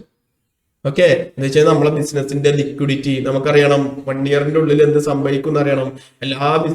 പല ബിസിനസ്സും നമ്മുടെ നാട്ടിൽ പൊട്ടി പോവാനുള്ള കാരണം എന്ന് പറയുന്നത് പ്രോഫിറ്റ് ഇല്ലാത്തത് കൊണ്ട് മാത്രമാണോ? അല്ല, അവർക്ക് ക്ലിയർ ആയിട്ട് ക്യാഷ് ഫ്ലോ മാനേജ് ചെയ്യേണ്ടി വരും അല്ലെ. ഫണ്ട് ഫ്ലോ മാനേജ് ചെയ്യണം എന്നുണ്ടെങ്കിൽ എന്ത് വേണം? ഇതൊക്കെ പ്രോപ്പർ ആയിട്ട് അക്കൗണ്ടിങ് ചെയ്തിരിക്കണം. ഓക്കെ, ഇനി നെക്സ്റ്റ് വേറെ എന്താണ്? എന്ത്? ടാഞ്ചിബിൾ അസറ്റും നോൺ ടാഞ്ചിബിൾ അസറ്റും. എന്താണ് ടാഞ്ചിബിൾ? ടാഞ്ചിബിൾ എന്ന് പറഞ്ഞിട്ടുണ്ടെങ്കിൽ നമുക്ക് ടച്ച് അല്ലെങ്കിൽ ഒന്നെങ്കിൽ നമുക്ക് ടച്ച് ചെയ്യാൻ പറ്റുന്നത്, അല്ലെങ്കിൽ കാണാൻ പറ്റുന്നത്, അല്ലെങ്കിൽ ഫീൽ ചെയ്യാൻ പറ്റുന്നത്. അതിനാണ് നമ്മൾ എന്ത് പറയാ? ടാഞ്ചിബിൾ അസറ്റ് എന്ന് പറയാം. Tangible asset, that is physical asset that can be touched, seen and felt. They have a physical form and can be used in the production of goods or service. Okay, അതിനെന്തുണ്ടാവും? ഒരു physical existence ഉണ്ടാവും. നമുക്കത് കാണാൻ അല്ലെങ്കിൽ touch ചെയ്യാൻ അല്ലെങ്കിൽ feel ചെയ്യാൻ പറ്റും. ഫോർ എക്സാമ്പിൾ പറയുകയാണെങ്കിൽ നമ്മുടെ അടുത്തുള്ള cash, bank balance, then vehicles, നമ്മുടെ property, plant and equipment. That means property, plant and equipment. Then നമ്മുടെ സ്റ്റോക്ക്, ഓക്കെ, നമ്മളെ ഇൻവെന്ററി, ഇതൊക്കെ എന്താണ്? ടാഞ്ചിബിൾ അസറ്റ് ആണ്. അപ്പൊ എന്തായിരിക്കും non tangible asset? Physical existence ഇല്ലാത്ത non physical assets that cannot be touched or seen but have value based on legal and economic rights. നമുക്ക് എന്ത് ചെയ്യാൻ പറ്റില്ല? കാണാനോ ഫീൽ ചെയ്യാനോ ടച്ച് ചെയ്യാനോ ഒന്നും പറ്റില്ല. ബട്ട് അങ്ങനെ അസറ്റോ, എന്തുട്ടാ ഈ അസറ്റ്? ഓക്കെ, ഫോർ എക്സാമ്പിൾ നിങ്ങൾ ഗുഡ് വില്ല് കേട്ടിട്ടുണ്ടോ? Goodwill, goodwill, that means സൽപ്പേര് എന്നൊക്കെ പറയില്ല നമ്മള്. ലൈക്ക് ഇപ്പോ നമ്മളൊരു മെയിൻ ബ്രാൻഡ് എടുക്കാം, മലബാർ ഗോൾഡ് എടുക്കാം. നമ്മളിപ്പോ മലബാർ ഗോൾഡ് നമ്മൾ മൊത്തം മലബാർ ഗോൾഡ് പർച്ചേസ് ചെയ്യാണെന്ന് വെച്ചു. മീൻസ് ഗുഡ്സ് അല്ല പർച്ചേസ് ചെയ്യുന്നത്, മലബാർ ഗോൾഡിനെ മൊത്തത്തിന് നമ്മൾ വാങ്ങുകയാണ്. ഓക്കെ, നമ്മൾ മലബാർ ഗോൾഡിനെ വാങ്ങുമ്പോ നമ്മൾ എങ്ങനെയാണ് ഇതിന്റെ റേറ്റ് ഫിക്സ് ചെയ്യുക? എത്ര രൂപ കൊടുക്കണമെന്നുണ്ടല്ലോ, എത്ര കോടി കൊടുത്താലാണ് മലബാർ ഗോൾഡ് മൊത്തത്തിൽ നമുക്ക് വാങ്ങാൻ പറ്റുകയെന്നുണ്ടല്ലോ. അതെങ്ങനെയാണ് നമ്മൾ ചെയ്യുക? നമ്മൾ എന്ത് ചെയ്യണം? നമ്മൾ അവിടെ എത്ര ഗോൾഡ് ഉണ്ട്, അവർക്ക് എത്ര സ്റ്റോക്ക് ഉണ്ട്, കാര്യങ്ങൾ എടുക്കും. പിന്നെ നമ്മൾ എന്ത് ചെയ്യും? അവർക്ക് എത്ര അസറ്റ് കാര്യങ്ങളുണ്ട് നോക്കും. അതിൽ നിന്ന് നമ്മൾ എന്ത് ചെയ്യും? എത്ര ലാബിലിറ്റീസ് കാര്യങ്ങളൊക്കെ കുറക്കും. ആ പൈസ കൊടുത്താൽ മതിയോ? അവർ ആക്സെപ്റ്റ് ചെയ്യോ? ഇല്ല. അവർക്ക് എന്തുണ്ട്? മാർക്കറ്റിൽ ഒരു പേരുണ്ട് അല്ലെ, അതിന് നമ്മളൊരു ഫണ്ട് കൊടുക്കേണ്ടി വരില്ലേ? നമ്മൾ എന്ത് ചെയ്യേണ്ടി വരും? അവരെ ആ ഒരു ഗുഡ് വില്ലുണ്ട്, മാർക്കറ്റിലുള്ള അവരെ ഒരു സൽപ്പേരുണ്ട്, അതിന് നമ്മളൊരു എമൗണ്ട് കൊടുക്കേണ്ടി വരും. അതാണ് എന്ത്? ഗുഡ് വിൽ എന്ന് പറയുന്നത്. ഓക്കെ, അതേപോലെ സോഫ്റ്റ്വെയർസ്, ലൈക്ക് നമ്മളിപ്പോ ടാലി യൂസ് ചെയ്യുന്നുണ്ട്. ടാലി നമ്മൾ പർച്ചേസ് ചെയ്യുമ്പോൾ 25,000 പ്ലസ് GST സംതിങ്, ഓക്കെ, നമ്മൾ പർച്ചേസ് ചെയ്യുന്നുണ്ട്. ഈ ടാലി നമുക്ക് കാണാൻ പറ്റുമോ? ലൈക്ക് എങ്ങനെയാണ്? അതൊരു ഫിസിക്കൽ ഫോമിലാണോ ഉള്ളത് സോഫ്റ്റ്വെയർ എന്ന് പറയുന്നത്? അല്ല. അപ്പൊ അതെന്താണ്? സോഫ്റ്റ്വെയർസ് ഒക്കെ എന്താണ്? ഇൻടാഞ്ചിബിൾ അസറ്റ് ആണ്. ഓക്കെ, ഇനി വേറൊരു മെയിൻ ആയിട്ടുള്ള കാര്യമാണ് copyright, patent and trade mark. Copyright, patent and trade mark. Trade mark may be നിങ്ങൾ കേട്ടിട്ടുണ്ടോ? ട്രേഡ് മാർക്ക് എന്താണ്? ഫോർ എക്സാമ്പിൾ നമ്മളിപ്പോ എയ്സ്ഡ് അക്കാദമി ഉണ്ട്. ഓക്കെ, ഈ എയ്സ്ഡ് അക്കാദമി നമ്മൾ സ്റ്റാർട്ട് ചെയ്തു, നമ്മൾ ഒരുപാട് മാർക്കറ്റിംഗ് ചെയ്തു. ഓക്കെ, നമ്മൾ ഒരുപാട് സ്റ്റുഡന്റ് ബേസ് ഉണ്ട്. നിങ്ങൾ നാളെ എന്ത് ചെയ്യാണ്?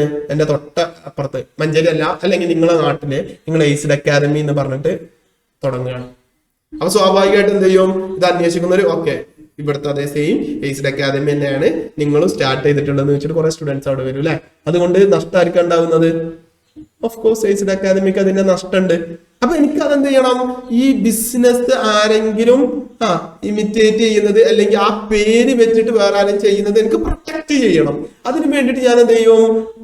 MCA സെൻട്രൽ ഗവൺമെന്റിന്റെ അടുത്ത് നിന്ന് അതിനൊരു ട്രേഡ് മാർക്ക് വാങ്ങും. ഓക്കെ, നമ്മൾ എന്തുണ്ടാവും? എന്നിട്ട് ഞാൻ അവിടെ എന്ത് ചെയ്യും? അപ്ലൈ ചെയ്യും. ഓക്കെ, എയ്സ്ഡ് അക്കാദമി ഈ ലോഗോയില് വേറെ ആർക്കും എന്ത് ചെയ്യാൻ പാടില്ല, അല്ലെങ്കിൽ ഇതേ ലോഗോയില് അല്ലെങ്കിൽ ഇതിന്റെ സിമിലാരിറ്റി ഉള്ള ലോഗോയില് എന്ത് ചെയ്യരുത്? വേറെ ബിസിനസ് ചെയ്യരുത് എന്ന് പറഞ്ഞിട്ട് ഞാൻ സെൻട്രൽ ഗവൺമെന്റിന് അപ്രൂവൽ വാങ്ങും. അതിനാണ് നമ്മൾ എന്ന് പറയാ ട്രേഡ് മാർക്ക് എന്ന് പറയാം. ഓക്കെ, അപ്പൊ നിങ്ങൾ കണ്ടിട്ടുണ്ടോ ചില ലോഗോന്റെ കൂടെ മുകളിലായിട്ട് TM എന്ന് എഴുതിയിട്ടുള്ളത്? TM. ഓക്കെ, അതിനർത്ഥം എന്താ? ട്രേഡ് മാർക്ക് എന്നാണോ? അല്ല, അതിനർത്ഥം ടെമ്പററി മാർക്ക് എന്നുള്ളതാണ്. നിങ്ങൾക്ക് ചിലപ്പോൾ അറിയാത്ത കാര്യമായിരിക്കും. നിങ്ങൾ എല്ലാവരും വിചാരിച്ചിരിക്കുന്നത് അത് ട്രേഡ് മാർക്ക് ആയിരിക്കും എന്നാണ്. അല്ല, അത് ടെമ്പററി മാർക്കാണ്. നമ്മൾ അതിലോട്ട് അപ്ലൈ ചെയ്തിട്ടുണ്ട് എന്നുണ്ടെങ്കിൽ തന്നെ നമുക്ക് എന്ത് കിട്ടും? നമുക്കൊരു അപ്ലിക്കേഷൻ നമ്പർ കിട്ടും. അത് കിട്ടിക്കഴിഞ്ഞിട്ടുണ്ടെങ്കിൽ നമുക്ക് എന്താ ചെയ്യുക? TM എന്നുള്ളത് യൂസ് ചെയ്യാൻ പറ്റും. പക്ഷെ ഇതിനൊരു ലോങ് പ്രോസസ് ആണ്. ട്രേഡ് മാർക്ക് കിട്ടണമെന്നുണ്ടെങ്കിൽ ചെക്ക് ചെയ്യണം, വേറെ ആരെങ്കിലും ഓൾറെഡി ട്രേഡ് മാർക്ക് എടുത്തിട്ടുണ്ടോ എന്നൊക്കെ ചെക്ക് ചെയ്ത് പബ്ലിക്കിന്റെ അടുത്ത് നിന്ന് ഒബ്ജക്ഷൻ റൈസ് ചെയ്യാനുള്ള ടൈം, ഓപ്പോസിഷൻ റൈസ് ചെയ്യാനുള്ള ടൈം, അതൊക്കെ കഴിഞ്ഞതിന് ശേഷമാണ് നമുക്ക് ട്രേഡ് മാർക്ക് കിട്ടുള്ളൂ. ഓക്കെ, എല്ലാ പ്രോസസ്സും കഴിഞ്ഞ് നമ്മൾ അവിടെ ട്രേഡ് മാർക്ക് രജിസ്റ്റർ ആയി കഴിഞ്ഞിട്ടുണ്ട് എന്നുണ്ടെങ്കിൽ നമുക്ക് എന്ത് യൂസ് ചെയ്യാം? R എന്നുള്ളത് യൂസ് ചെയ്യാം. ഇങ്ങനെ R എന്നുള്ള ലെറ്റർ ഉണ്ടല്ലോ, അതൊരു റൗണ്ടിനുള്ളിലാക്കിയിട്ട് നിങ്ങൾ കണ്ടിട്ടുണ്ടാവും. ഓക്കെ, നമ്മൾ മലബാർ ഗോൾഡിന്റെ കണ്ടിട്ടില്ലേ നിങ്ങൾ? M എന്ന് എഴുതി പിന്നെ ഒരു റൗണ്ട്, അതാണ് അവരുടെ ട്രേഡ് മാർക്ക്. എന്നിട്ട് അതിന്റെ അവർക്ക് രജിസ്റ്റേർഡ് ആണ്, അതുകൊണ്ട് അവർക്ക് വേണമെന്നുണ്ടെങ്കിൽ എന്ത് ചെയ്യാം? R എന്ന് എഴുതിയിട്ട് ഇതിൽ ചെയ്യാം. പിന്നീട് ആർക്കും എന്ത് ചെയ്യാൻ പറ്റില്ല? ആ ലോഗോ കോപ്പി ചെയ്യാൻ പറ്റില്ല. ആ ലോഗോ കോപ്പി ചെയ്യുന്നത് മാത്രമല്ല, അതിന് സിമിലർ ആയിട്ടുള്ള ലോഗോ അതേ കളർ കോമ്പിനേഷനിൽ ഒന്നും ചെയ്യാൻ പറ്റില്ല. Okay, same copy paste. നിങ്ങൾ എന്ത് ചെയ്യാണ്? എയ്സ്ഡ് അക്കാദമിക്ക് പകരം വൈക്ക് പകരം I യൂസ് ചെയ്ത് കഴിഞ്ഞാൽ നിങ്ങൾക്ക് എതിരെ കേസ് കൊടുക്കാൻ പറ്റും. ഓക്കെ, സിമിലർ ആയിട്ടോ അല്ലെങ്കിൽ സെയിം ആയിട്ടോ ചെയ്യുന്നത് നമുക്ക് പ്രൊട്ടക്ട് ചെയ്യണം. അതിനാണ് നമ്മൾ എന്ത് ചെയ്യുക, ട്രേഡ് മാർക്ക് എടുക്കുന്നത്. ഓക്കെ, ഞാൻ ജസ്റ്റ് ജനറൽ നോളജ് എന്നുള്ള ലെവലിൽ നിങ്ങൾക്ക് കുറച്ചും കൂടെ എക്സ്പ്ലെയിൻ ചെയ്ത് തന്നു. ഓക്കെ, ഈ ട്രേഡ് മാർക്ക് എന്ന് പറയുന്നത് ഓക്കെ നമുക്ക് പേപ്പറിൽ ഒരു ഫോം ഉണ്ടാവും, ബട്ട് നമുക്കത് കാണാൻ പറ്റുന്നതാണോ? അല്ല. അതിന്റെ വാല്യൂ നമുക്കറിയാം, വാല്യൂ വളരെ കൂടുതലായിരിക്കും അല്ലെ. അപ്പം അതെന്താണ്, ഇൻടാഞ്ചിബിൾ അസറ്റ് ആണ്. എന്താണ് കോപ്പിറൈറ്റ്? കോപ്പിറൈറ്റ് എന്ന് പറഞ്ഞിട്ടുണ്ടെങ്കിൽ ഇപ്പോ നിങ്ങളെ ഫിലിം കണ്ടിട്ടുണ്ട്, ആടുജീവിതം ഫിലിം എല്ലാവരും കണ്ടിട്ടുണ്ട്, ബെന്യാമിന്റെ ആടുജീവിതം അല്ലെ. അതൊരു നോവലാണ് ഫസ്റ്റ് വന്നിട്ടുള്ളത്, വളരെ ഫേമസ് ആയിട്ടുള്ള നോവലായിരുന്നു. ഈ നോവല് ഓക്കെ നമ്മൾ മാർക്കറ്റിൽ നിന്ന് വാങ്ങുകയാണെന്ന് വെക്കുക. ഫോർ എക്സാമ്പിൾ 500 rupees ആണ് ബുക്കിന്റെ വാല്യൂ. നമ്മൾ അത് എന്നിട്ട് എടുക്കുകയാണ് വാങ്ങിയിട്ട്. ഓക്കെ, 500 രൂപ അല്ലേ ബുക്കിന്റെ വാല്യൂ. നമ്മൾ അത് എടുത്തിട്ട് എന്ത് ചെയ്യണം, ഒരു ഫോട്ടോസ്റ്റാറ്റ് കടയിൽ പോയിട്ട് ഇതൊക്കെ ഫോട്ടോസ്റ്റാറ്റ് എടുത്തോ, എന്നിട്ട് വേറൊരു ബുക്കാക്കി കൊണ്ടാണ്, എന്നിട്ട് നമ്മൾ എന്ത് ചെയ്യണം, 200 രൂപക്ക് വിൽക്കുകയാണ്. ചെയ്യാൻ പറ്റുമോ നമുക്ക്? ഇല്ല. എന്തുകൊണ്ടാ? അത് കോപ്പി ചെയ്യാനുള്ള റൈറ്റ് അവിടെ പ്രൊട്ടക്റ്റഡ് ആണ്. അതിന് നമ്മൾ ചെയ്യുന്നത് എന്താണ്, അതിന്റെ കോപ്പി ചെയ്യാനുള്ള റൈറ്റ് നമ്മൾ പ്രൊട്ടക്ട് ചെയ്യും. അത് നമുക്ക് ഫോർ എക്സാമ്പിൾ ഇപ്പോ മാതൃഭൂമി ബുക്സ് അല്ലെങ്കിൽ DC ബുക്സ്, അവർക്ക് എന്ത് ചെയ്യും, കോപ്പി ചെയ്യാനുള്ള റൈറ്റ് കൊടുക്കും. ആ റൈറ്റിനൊരു വാല്യൂ ഉണ്ട് അല്ലെ. ഓക്കെ, അതെന്താണ്, അതിനാണ് നമ്മൾ കോപ്പി റൈറ്റ് വാല്യൂ എന്ന് പറയും. അതെന്താണ്, ഇൻടാഞ്ചിബിൾ അസറ്റ്. പിന്നെ എന്താണ് പാറ്റന്റ് എന്ന് പറയുന്നത്? നമ്മൾ എന്തെങ്കിലും ഇന്നോവേറ്റീവ് ആയിട്ടുള്ള ടെക്നോളജീസോ സംതിങ് കണ്ടുപിടിക്കുകയാണെന്ന് വെക്കുക. ഓക്കെ, അത് മറ്റൊരാൾ കോപ്പി അടിക്കുന്നതിന് നമുക്ക് എന്ത് ചെയ്യാം, പ്രൊട്ടക്ട് ചെയ്യാം. അതിനാണ് എന്ത് പറയാ, പാറ്റന്റ് എന്ന് പറയാം. ഓക്കെ, ഇത് മൂന്നും തമ്മിലുള്ള സ്ലൈറ്റ് ഡിഫറൻസ് ആണ് ഉള്ളൂ. പക്ഷെ നമ്മളൊരു കൊമേഴ്സ് ഫീൽഡിലോട്ട് ഇറങ്ങുമ്പോൾ നമുക്ക് എന്ത് ചെയ്യണം, കറക്റ്റ് ആയിട്ട് മനസ്സിലാക്കി വെക്കണം. അപ്പോ hope you all are clear what is trademark, what is goodwill, what is copyright and what is patent. Okay, അപ്പൊ ടാഞ്ചിബിൾ അസറ്റും ഇൻടാഞ്ചിബിൾ അസറ്റും എന്താന്നുള്ളത് പഠിച്ചു. നമ്മൾ ഒരുപാട് അസറ്റ്സിന്റെ എക്സാമ്പിൾസ് ഇവിടെ കൊടുത്തിട്ടുണ്ട്. നിങ്ങൾ ജസ്റ്റ് ഒന്ന് ഗോ ത്രൂ ചെയ്യുക. ഇതിൽ ഡൗട്ട്ഫുൾ ആവാൻ വേറൊന്നുമില്ല, എല്ലാം ഞാൻ ഡിസ്കസ് ചെയ്തിട്ടുണ്ട്. ഓക്കെ, സൺട്രി ഡെറ്റേഴ്സും ബിൽസ് റെസീവബിളും both are same only. Okay, right. ഇനി ഇതിന്റെ കൂടെ തന്നെ നമുക്ക് ഡിസ്കസ് ചെയ്യേണ്ടതാണ് പ്രോപ്പർട്ടി, പ്ലാന്റ് ആൻഡ് എക്യുപ്മെന്റ്. നേരത്തെ നിങ്ങൾ കണ്ടിട്ടുണ്ടാവും PPE, property, plant and equipment. Accounting standards ഉണ്ട്, AS അക്കൗണ്ടിങ് സ്റ്റാൻഡേർഡ്സ്, അല്ലെങ്കിൽ ഇന്ത്യൻ അക്കൗണ്ടിങ് സ്റ്റാൻഡേർഡ്. നമ്മൾ അതിലോട്ട് ഫർദർ കൂടുതൽ ഡീപ്പായിട്ട് പോകുന്നൊന്നുമില്ല, ബട്ട് നമുക്ക് അറിയേണ്ട, നിർബന്ധമായിട്ടും അറിയേണ്ട, ആസ് എൻ അക്കൗണ്ടന്റ് നിങ്ങൾക്ക് അറിഞ്ഞിരിക്കേണ്ട ചില സ്റ്റാൻഡേർഡ്സ് നമുക്ക് ഇതിന്റെ കൂടെ തന്നെ ഡിസ്കസ് ചെയ്തേ പറ്റും. ഓക്കെ, അതിലൊന്നാണ് എന്ത്, AS10. വളരെ ഇമ്പോർട്ടന്റ് ആയിട്ടുള്ള ഒരു അക്കൗണ്ടിങ് സ്റ്റാൻഡേർഡ് ആണ് PPE. അതിൽ പറയുന്നുണ്ട് എന്താണ് PPE, ഡെഫിനിഷൻ പറയുന്നുണ്ട്. Tangible asset such as land, building, machinery, furniture, etc. which are held for protection, rental or administrative purpose and are expected to be used for more than one financial period. That means നമ്മളടുത്തുള്ള tangible asset അത് നമുക്ക് എന്ത് ചെയ്യാൻ പറ്റും, നമ്മൾ എന്തിനു വേണ്ടിയിട്ടാണ് held ചെയ്യുന്നത്? ഒന്നെങ്കിൽ നമ്മളെ പ്രൊഡക്ഷനും വേണ്ടിയിട്ട്, റെന്റൽസിനും വേണ്ടിയിട്ട്, അഡ്മിനിസ്ട്രേറ്റീവ് പർപ്പസ്, വാട്ടെവർ. ഓക്കെ, പക്ഷെ അതെന്ത് ചെയ്യാൻ പറ്റും, നമുക്ക് മോർ ദാൻ 1 year യൂസ് ചെയ്യാൻ പറ്റുന്നുണ്ടെങ്കിൽ നമ്മൾ അതിനെന്ത് പറയും, പ്രോപ്പർട്ടി, പ്ലാന്റ് ആൻഡ് എക്യുപ്മെന്റ് പറയും. മുന്നേ അത് ഫിക്സഡ് അസറ്റ് നിങ്ങൾ പഠിച്ചിട്ടുണ്ടല്ലോ, സെയിം സംഗതി തന്നെയാണ്. ബട്ട് ASൽ വന്നിട്ടുള്ള ചേഞ്ച്, വേർഡിൽ ചേഞ്ച് വന്നിട്ടുണ്ട്. അതാണ് property, plant and equipment. Okay, അപ്പൊ നമ്മൾ പറയും എന്താണ് PPE. ഓക്കെ, PPEയിൽ വരുന്നത് എന്തൊക്കെയാണ് നോക്കി കഴിഞ്ഞിട്ടുണ്ടെങ്കിൽ എന്തായിരിക്കണം, ടാഞ്ചിബിൾ ഫിക്സഡ് അസറ്റ് ആയിരിക്കണം. Then held for production, rental or administrative purpose and expected to be used for more than 1 year. Clear? അപ്പൊ നമുക്ക് നോക്കാം PPEയിൽ വരുന്നത് മിഷനറി.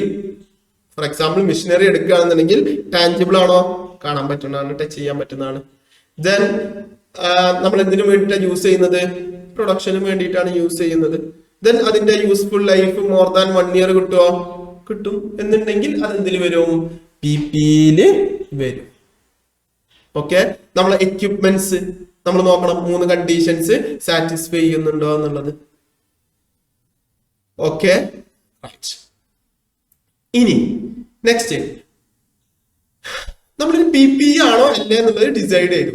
സപ്പോസ് നമ്മൾ PPE ആണ് എന്നുള്ളത് ഡിസൈഡ് ചെയ്തിട്ടുണ്ട് എന്നുണ്ടെങ്കിൽ അതിന്റെ പർച്ചേസ് കോസ്റ്റ് എന്ന് പറയുന്നത് this includes import duties, non refundable taxes, any directly attributable cost to bring the asset into intended location and condition. Direct cost includes installation charges, professional fees, transportation for other testing of the asset. എന്താ പറഞ്ഞത്? വളരെ simple ആയിട്ട് പറഞ്ഞു.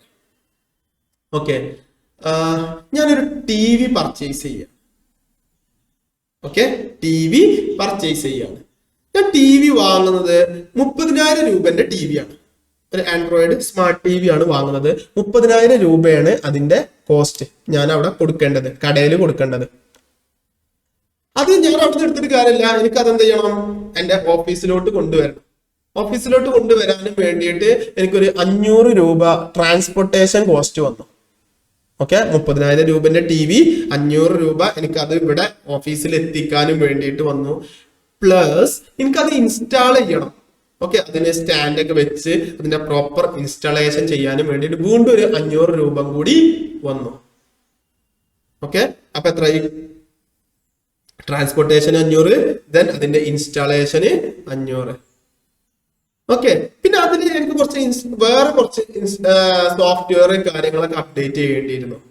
Smart TV അല്ല, എനിക്ക് വേറെ കുറച്ച് updations കാര്യങ്ങളൊക്കെ ചെയ്യേണ്ടിയിരുന്നു യൂസ് ചെയ്യണം എന്നുണ്ടെങ്കിൽ. അതിന് വേണ്ടിയിട്ട് എനിക്ക് വീണ്ടും ഒരു 500 വന്നിട്ടുണ്ട്. അപ്പൊ മൊത്തം 1500 വന്നിട്ടുണ്ട്.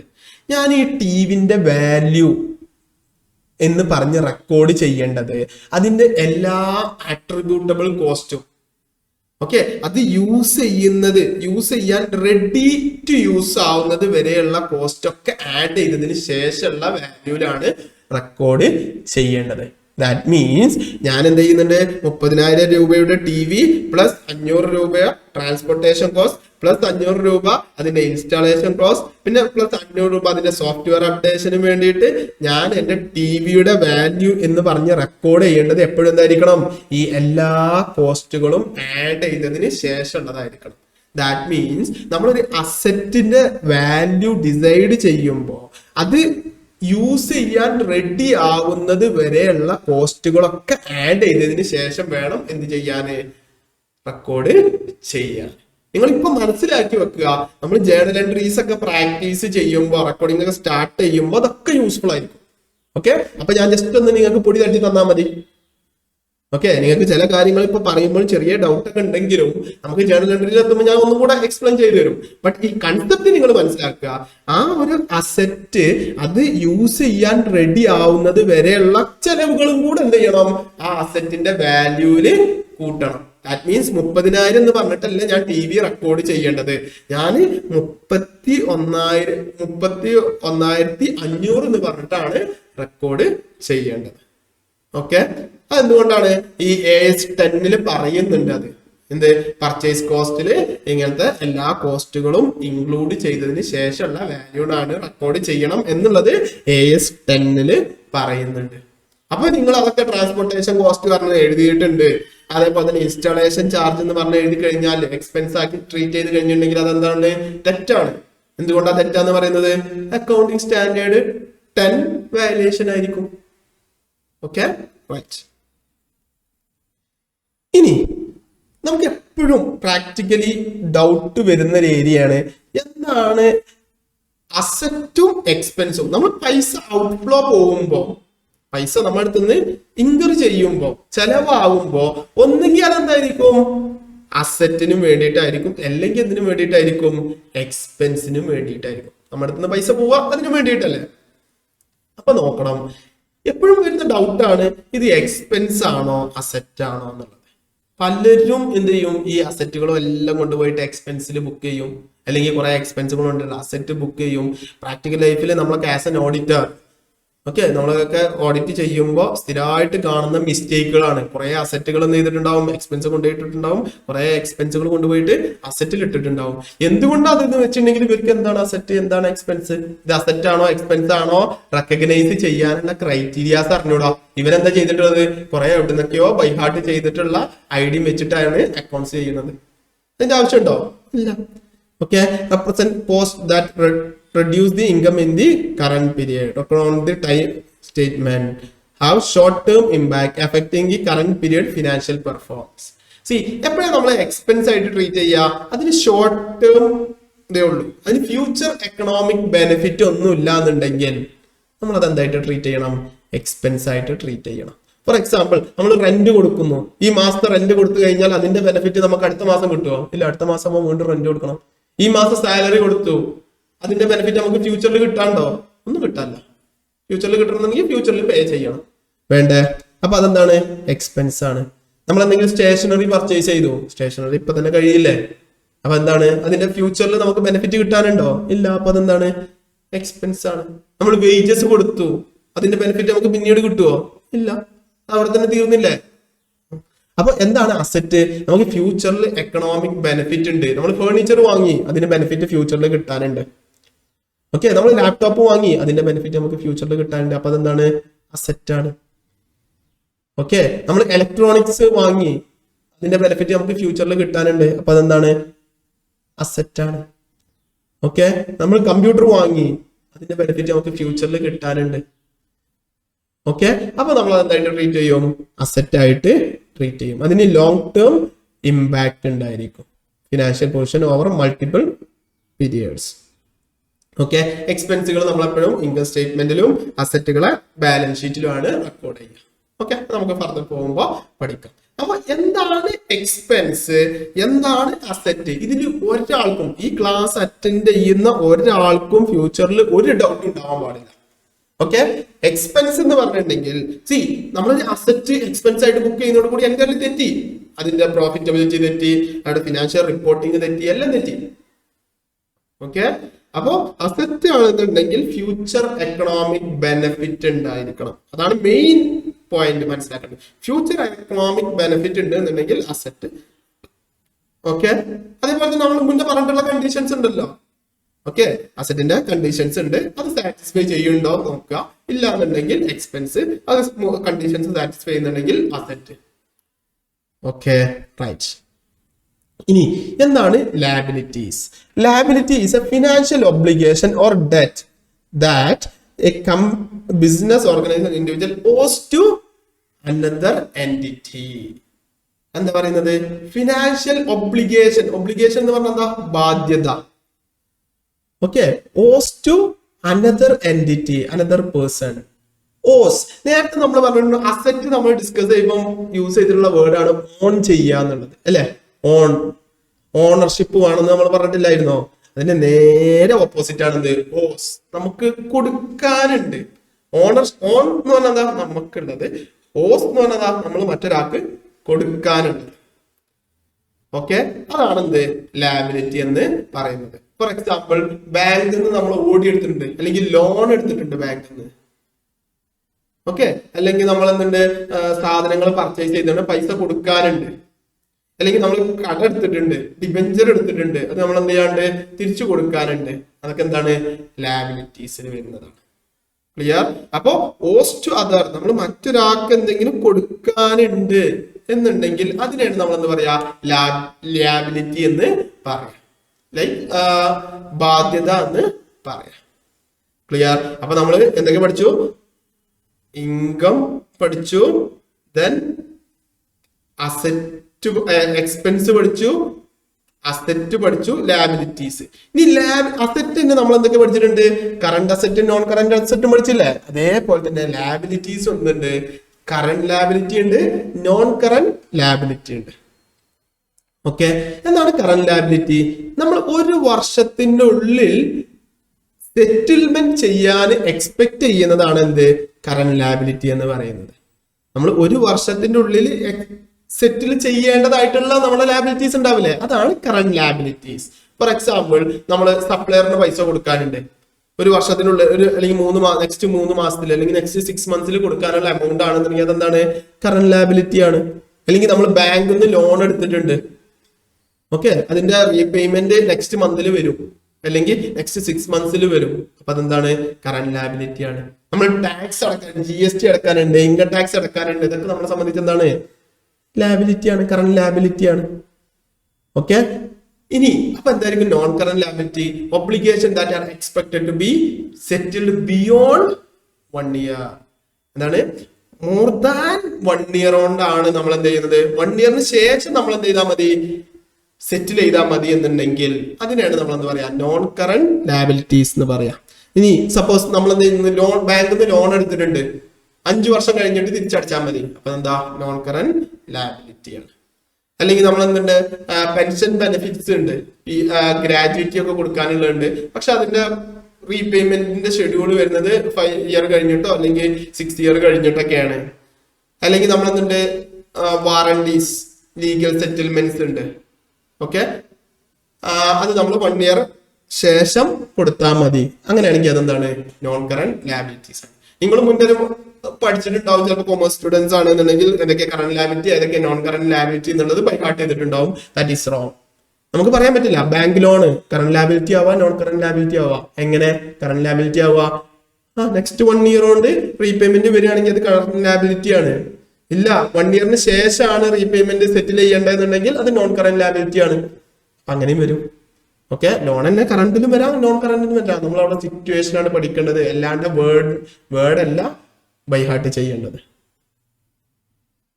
ഓക്കെ, ഇനി ട്രേഡ് പേയബിൾസ് നിങ്ങൾ എവിടെ ഇടും? കറന്റ് ലാബിലിറ്റീസിൽ ഇടും. കറന്റ് ലാബിലിറ്റീസിൽ മാത്രമാണോ ഇടുക? ഇപ്പൊ ചിലപ്പോ നമ്മളെ സപ്ലയർ നമ്മളോട് പറഞ്ഞിട്ടുണ്ടാവും, നിങ്ങൾ 2 ഇയേഴ്സിന് ശേഷം പൈസ തന്നാൽ മതി. അങ്ങനെയാണെങ്കിൽ അതെന്താണ്? നോൺ കറന്റ് ലാബിലിറ്റി ആണ്. ക്ലിയർ? Okay, then capital. അപ്പൊ current liability, hope you all are clear about what is the difference between current liability and non current liability. The next ആണ് capital. Then എന്താ capital എന്ന് പറഞ്ഞിട്ടുണ്ടെങ്കിൽ owner ബിസിനസ്സിലോട്ട് invest ചെയ്യുന്ന amount ആണ് എന്ത്? Capital എന്ന് പറയുന്നത്. It may be brought in the form of cash or asset by the owner.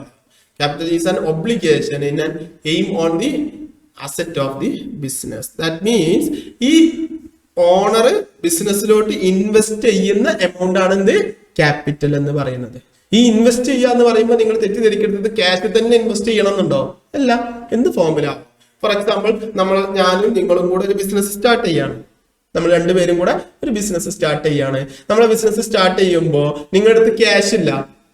Okay, നമ്മൾ ചെറിയൊരു കൺസൾട്ടൻസി ബിസിനസ്, നിങ്ങൾ അക്കൗണ്ട്സ് ഒക്കെ പഠിച്ചു, നിങ്ങൾ കൺസൾട്ടൻസി ബിസിനസ് ആണ് നമ്മൾ രണ്ടുപേരും കൂടെ ഒരു കൺസൾട്ടൻസി ബിസിനസ് ആണ് സ്റ്റാർട്ട് ചെയ്യുന്നത്. നിങ്ങളടുത്ത് ഇൻവെസ്റ്റ് ചെയ്യാനുള്ള പൈസ ഇല്ല. അതിന് പകരം നിങ്ങൾ ഒരു ലാപ്ടോപ്പ് ഉണ്ട് നിങ്ങളുടെ കയ്യിൽ. ആ ലാപ്ടോപ്പ് എന്ത് ചെയ്യാണ്? ബിസിനസ്സിലോട്ട് തരികയാണ്. അതും നമ്മളെ ഇൻവെസ്റ്റ്മെന്റ് ആണ്.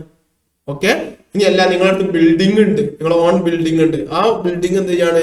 നമ്മളെ പാർട്ണർഷിപ്പ് ഫേമിന്റെ അല്ലെങ്കിൽ LLPയുടെ പേരിലോട്ട് കൺവേർട്ട് ചെയ്യാണ്.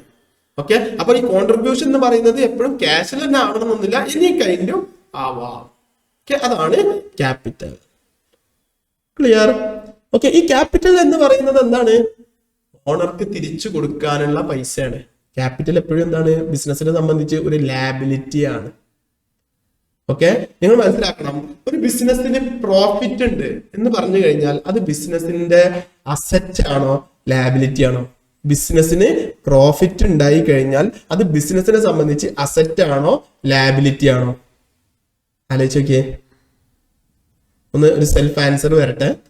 ഓക്കെ, ബിസിനസ്സിൽ പ്രോഫിറ്റ് ഉണ്ട് എന്ന് പറഞ്ഞിട്ടുണ്ടെങ്കിൽ അത് ബിസിനസിനെ സംബന്ധിച്ച് അസറ്റ് ആണോ ലാബിലിറ്റി ആണോ? ഞാൻ പറയുന്നു അത് ലാബിലിറ്റി ആണ്. എന്തുകൊണ്ടാണ് അത് ലാബിലിറ്റി ആണെന്ന് പറയാനുള്ള കാരണം? സിമ്പിൾ.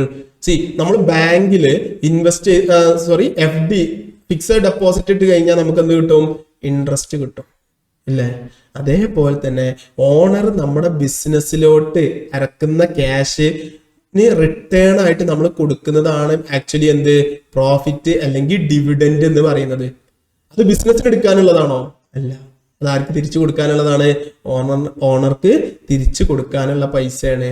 അതിനാണ് നമ്മൾ എന്ത് പറയാ? ക്യാപിറ്റൽ എന്ന് പറയാ. ഓക്കെ, അപ്പോ ബിസിനസ്സിലോട്ട് ഇൻവെസ്റ്റ് ചെയ്യുന്നത് ലാബിലിറ്റി ആണ്. ബിസിനസ്സിന് പ്രോഫിറ്റ് ജനറേറ്റ് ചെയ്തെന്ന് പറഞ്ഞിട്ടുണ്ടെങ്കിൽ അത് ആർക്ക് കൊടുക്കാനുള്ളതാണ്? ആ ഇൻവെസ്റ്റ് ചെയ്ത ആൾക്ക് തിരിച്ചു കൊടുക്കാനുള്ളതാണ്. അപ്പൊ ലോസ് ആണെങ്കിലോ? ലോസ് ആണെങ്കിൽ ബിസിനസിനെ സംബന്ധിച്ച് അസറ്റ് ആണ്. അതെങ്ങനെ അസറ്റ് ആയിട്ട് മാറുക? ലോസ് എങ്ങനെ അസറ്റ് ആയിട്ട് മാറുക? അത് ഓണർ തരേണ്ട പൈസയാണ്. ബിസിനസ്സിന് നഷ്ടം ഉണ്ടായി കഴിഞ്ഞിട്ടുണ്ടെങ്കിൽ അതെന്ത് ചെയ്യണം? ഈ ഓണർ ബിസിനസ്സിലോട്ട് തരണം. ഓക്കെ, ആ കൺസെപ്റ്റ് പക്കായിട്ട് നിങ്ങളെ മൈൻഡിൽ വേണം. ബിസിനസ് എന്ന് പറയുന്നത് ഒരു സെപ്പറേറ്റ് എൻറ്റിറ്റി ആണ്. നമ്മൾ പഠിച്ചിട്ടില്ലേ ബിസിനസ് എൻറ്റിറ്റി കൺസെപ്റ്റ് ഒക്കെ പഠിച്ചിട്ടില്ലേ? ഈ ബിസിനസ് എൻറ്റിറ്റി കൺസെപ്റ്റ് ഒരിക്കലും മറക്കരുത്. ബിസിനസ് എൻറ്റിറ്റി കൺസെപ്റ്റില് നിങ്ങൾ അക്കൗണ്ടിങ് ചെയ്യുകയാണെന്നുണ്ടെങ്കിൽ നിങ്ങൾ ബിസിനസിന്റെ അക്കൗണ്ടന്റ് ആണ്. അത് മനസ്സിലാക്കി വെച്ചാൽ മതി, വേറെ പ്രശ്നമൊന്നുമില്ല. നിങ്ങൾ ബിസിനസിന്റെ അക്കൗണ്ടന്റ് ആണ്, അല്ലാണ്ട് ഓണറുടെ അക്കൗണ്ടന്റ് ആണോ? അല്ല. നിങ്ങൾക്ക് പൈസ തരുന്ന ഓണർ ആയിക്കോട്ടെ, ഓക്കെ, പക്ഷെ ബിസിനസ് നല്ല തരുന്നത്. ഓക്കെ, നിങ്ങൾ എപ്പോഴും ബിസിനസ് എന്ന് പറയുന്നത് ഒരു സെപ്പറേറ്റ് ആയിട്ട് കാണും. ഓക്കെ, ഈ ബിസിനസിന്റെ അക്കൗണ്ടന്റ് ആണ് നിങ്ങൾ. ദാറ്റ് മീൻസ് നിങ്ങൾ ബിസിനസ്സിലോട്ട് പൈസ ഓണർ തന്നിട്ടുണ്ടെന്നുണ്ടെങ്കിൽ അത് ക്യാപിറ്റൽ ആണ്. അൾട്ടിമേറ്റ്ലി അത് എന്ത് ചെയ്യാനുള്ളതാണ്? ഓണറിന് തിരിച്ചു കൊടുക്കാനുള്ളതാണ്. ഓക്കെ, അപ്പൊ ബിസിനസ്സിൽ നിങ്ങൾ ജനറേറ്റ് ചെയ്യുന്ന പ്രോഫിറ്റ് എന്ന് പറയുന്നത് ഈ ഓണർ നമുക്ക് ഇൻവെസ്റ്റ് ചെയ്തതിന് നമ്മൾ റിട്ടേൺ കൊടുക്കുന്നതാണ്. ഓക്കെ, അയാൾ നമുക്ക് ക്യാപിറ്റൽ ഇൻവെസ്റ്റ് ചെയ്ത് തരുമ്പോൾ 1 lakh തന്നിട്ടുണ്ടെങ്കിൽ അയാൾക്ക് 1 lakh മാത്രം കൊടുത്താൽ മതിയോ? അല്ല, എന്താണ് 1 lakh പ്ലസ് അതിൽ നിന്ന് നമ്മൾ ജനറേറ്റ് ചെയ്തിട്ടുള്ള പ്രോഫിറ്റ് അയാൾക്ക് കൊടുക്കണം. ഇനി നമുക്ക് ലോസ് ആണെന്നുണ്ടെങ്കിലോ, ലോസ് അയാൾ വെച്ച് തരണം. ബിസിനസ്സിൽ നഷ്ടം ഉണ്ടായി, അതെന്ത് ചെയ്യണം? ഓണർ ബിസിനസ്സിലോട്ട് തരേണ്ടതാണ്. ഈ ഒരു കൺസെപ്റ്റ് പക്കായിട്ട് മൈൻഡിൽ ഉണ്ടായിരിക്കണം എന്ത് ചെയ്യുകയാണെന്നുണ്ടെങ്കിലും. അപ്പൊ നമുക്കൊന്നും തെറ്റില്ല. ഓക്കെ, നമ്മളെ ജേർണൽ എൻട്രീസും തെറ്റില്ല, റിപ്പോർട്ടിംഗ് ഒന്നും തെറ്റില്ല. Okay, right. അപ്പൊ നമ്മൾ എലമെന്റ്സ് ഓഫ് അക്കൗണ്ടിങ് കംപ്ലീറ്റ് ചെയ്തു. Okay, elements of accounting complete ചെയ്തു. നമ്മളെ സംബന്ധിച്ച് 5 എലമെന്റ് ആണുള്ളത്: asset, liabilities, income, capital and expenditure. Okay, right. ഇനി അങ്ങോട്ട് ഫർദർ ക്ലാസ് നിങ്ങൾ കാണുന്നതിന്റെ മുന്നേ ആയിട്ട് ഇതുവരെ എടുത്തത് നിങ്ങളെ നോട്ട്സ് ഉണ്ടാവും, അതൊന്ന് റീക്യാപ്പ് ചെയ്യാം. ഓക്കെ, മൊത്തം ഒരു തവണ നോക്കുക. എന്താന്ന് വെച്ചിട്ടുണ്ടെങ്കിൽ ഇവിടെ എവിടെയെങ്കിലും നിങ്ങൾക്ക് ഡൗട്ട്ഫുൾ ഉണ്ട്, ചില കൺസെപ്റ്റ് നിങ്ങൾക്ക് കിട്ടിയിട്ടില്ല എന്നുണ്ടെങ്കിൽ ഫർദർ അങ്ങോട്ട് പോകുന്നത് ഒന്നും മനസ്സിലാവില്ല. ഓക്കെ, ഇവിടെ ക്രിസ്റ്റൽ ക്ലിയർ ആയിട്ട് കിട്ടിയാൽ മാത്രമേ ഫർദർ പോകുമ്പോൾ കിട്ടുള്ളൂ. ഓക്കെ, അപ്പൊ നിങ്ങൾ ജസ്റ്റ് മനസ്സിലാക്കി വെക്കുക. ഓക്കെ, ഒരു തവണ നിങ്ങളൊന്ന് നോക്കുക, അതിനുശേഷം മാത്രം ഒന്ന് പോസ്റ്റ് ചെയ്യുക, എന്നിട്ട് കാണുക, ഒന്ന് റീക്യാപ്പ് ചെയ്യുക, എന്നതിന് ശേഷം മാത്രം ഫർദർ ക്ലാസ് കാണാം. Okay, right. ജസ്റ്റ് ഒന്ന് പോസ് ചെയ്ത് ഒന്ന് റീക്യാപ്പ് ചെയ്യും. റൈറ്റ്. അപ്പോൾ ഹോപ്പ്ഫുള്ളി എല്ലാവരും ഒന്ന് റീക്യാപ്പ് കംപ്ലീറ്റ് ചെയ്തെന്ന് വിചാരിക്കുന്നു. ഞാൻ ഇതുവരെ എടുത്തത് ഈ എലമെന്റ്സ് ഓഫ് അക്കൗണ്ടിങ് അത്രക്കും ഇമ്പോർട്ടന്റ് ആയതുകൊണ്ട് തന്നെ ഞാൻ ഒന്നും കൂടെ റീക്യാപ്പ് ചെയ്യാം. നമ്മൾ ആദ്യം 5 എലമെന്റ്സ് ഉണ്ട്. ആലീസ് എന്നുള്ളത് നമ്മളൊരു ഇത് പഠിച്ചു വെച്ചു. A for asset, L for liability, I for income, C for capital and E for expenditure. നമ്മൾ ആദ്യം ഡിസ്കസ് ചെയ്തതാണ് എന്ത്? ഇൻകം. I for income. അതിന് നമ്മൾ പറഞ്ഞു എന്താണ് റവന്യൂ ആൻഡ് ഇൻകം എന്ന് പറയുന്നത് സെയിം ആണ്, പക്ഷെ സെയിൽസ് എന്ന് പറയുന്നത് ഡിഫറെന്റ് ആണ്. എന്താ ഇത് തമ്മിലുള്ള ഡിഫറൻസ് നമ്മൾ പഠിച്ചിട്ടുണ്ട്. ഇൻകം എന്ന് പറഞ്ഞിട്ടുണ്ടെങ്കിൽ നമ്മൾ ഏൺ ചെയ്യുന്നത് മുഴുവൻ ഇൻകാണ്. സെയിൽസ് ഏൺ ചെയ്ത് കഴിഞ്ഞാലും ഇൻട്രസ്റ്റ് ഏൺ ചെയ്ത് കഴിഞ്ഞാലും വേറെ റോയൽറ്റി ഏൺ ചെയ്ത് കഴിഞ്ഞാലും വാട്ട് എവർ ഇറ്റ് ഈസ്, നമ്മൾ എന്ത് കിട്ടിക്കഴിഞ്ഞാലും നമ്മളെ സംബന്ധിച്ചത് എന്താണ്? ഇൻകം ഓർ റവന്യൂ ആണ്. പക്ഷെ സെയിൽസ് എന്ന് പറഞ്ഞാൽ നമ്മുടെ ബിസിനസ്സിൽ എന്താണോ കോർ ആക്ടിവിറ്റി അതിന് നമ്മൾ ജനറേറ്റ് ചെയ്യുന്നതാണ് സെയിൽസ് എന്ന് പറയുന്നത്. അതിന്റെ കൂടെ നമ്മൾ പ്രോഫിറ്റ് എന്താന്നുള്ളത് പഠിച്ചിട്ടുണ്ട് അല്ലെ. നമ്മുടെ excess of revenue over the expenditure ആണ് പ്രോഫിറ്റ് എന്ന് പറയുന്നത്. അപ്പൊ ഇൻകം കംപ്ലീറ്റ് ആയി. നെക്സ്റ്റ് ആണ് നമ്മൾ എക്സ്പെൻസ് പറഞ്ഞിട്ടുള്ളത്. ഓക്കെ, നമ്മളെ റവന്യൂ ഏൺ ചെയ്യാനും വേണ്ടിയിട്ട് നമ്മൾ ഇൻകർ ചെയ്യുന്ന കോസ്റ്റ് ആണ് എന്ത്? എക്സ്പെൻസ് എന്ന് പറയുന്നത്. അവിടെ നമ്മൾ ചില എക്സ്പെൻസുകൾ നിങ്ങൾക്ക് മനസ്സിലാവാത്ത ചില എക്സ്പെൻസുകൾ നമ്മളുടെ ഡിഫറൻസ്, വേജും സാലറി തമ്മിലുള്ള ഡിഫറൻസ് നമ്മൾ പഠിച്ചിട്ടുണ്ട്. ഡയറക്റ്റ് എക്സ്പെൻസും ഇൻഡയറക്റ്റ് എക്സ്പെൻസും തമ്മിലുള്ള ഡിഫറൻസ് നമ്മൾ പഠിച്ചു. പിന്നെ കാരേജ് ഇൻവാർഡും കാരേജ് ഔട്ട്വാർഡും തമ്മിലുള്ള ഡിഫറൻസ്, ബാഡ് ഡെപ്റ്റ് എന്താണ്, ഡിപ്രിസിയേഷൻ എന്താണെന്നുള്ളത് പഠിച്ചു. ഇത് നെക്സ്റ്റ് നമ്മൾ എന്ത് പഠിച്ചു? അസറ്റ് എന്ന് പറഞ്ഞാൽ എന്താണ്? അവിടെ നമ്മൾ പറഞ്ഞിട്ടുണ്ട് ഒന്ന് any resource by the individual then expected to provide future economic benefit. ഈ 3 കണ്ടീഷൻസ് സാറ്റിസ്ഫൈ ചെയ്ത് കഴിഞ്ഞാൽ മാത്രമാണ് എന്താവുക? അസറ്റ് ആവുക. അതന്നെ കറണ്ട് അസറ്റും ഉണ്ട്, നോൺ കറണ്ട് അസറ്റും ഉണ്ട്. ദെൻ ടാഞ്ചിബിൾ അസറ്റും ഉണ്ട്, ഇൻടാഞ്ചിബിൾ അസറ്റും ഉണ്ട്. ഇത് നമ്മളുടെ ഡിഫറൻസ് എന്തൊക്കെയാണെന്നുള്ളത് നമ്മൾ പറഞ്ഞു. ദെൻ കോപ്പിറൈറ്റ്, ഓക്കെ, ചില തമ്മിലുള്ള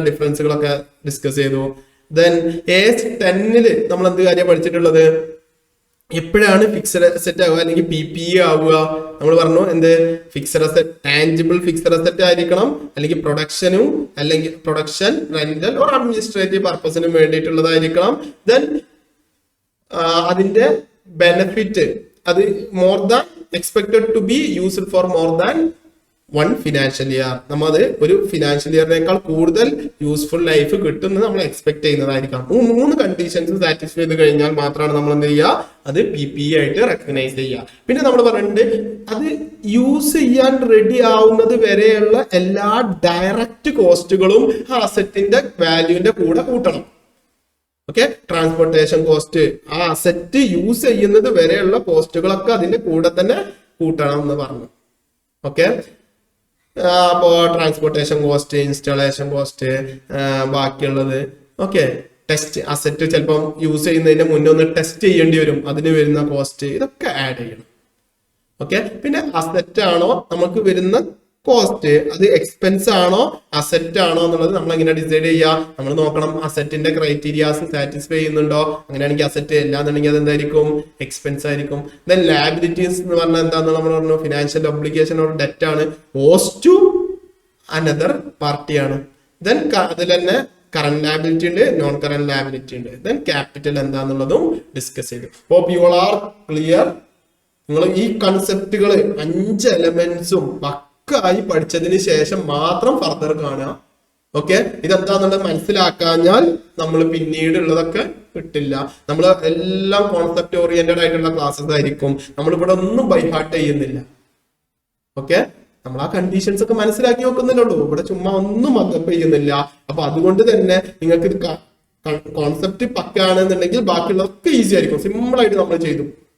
ജേണൽ എൻട്രീസ് ഒക്കെ ഈസി ആയിട്ട് ഏത് ജേണൽ എൻട്രി തന്നു കഴിഞ്ഞാലും കറക്റ്റ് ആയിട്ട് നമുക്ക് തെറ്റാണ്ട് എഴുതാൻ പറ്റും. പക്ഷെ ഈ 5 എലമെന്റ് എന്താണെന്നുള്ളത് കറക്റ്റ് അറിയാം. Okay, hope you all are clear. Thank U.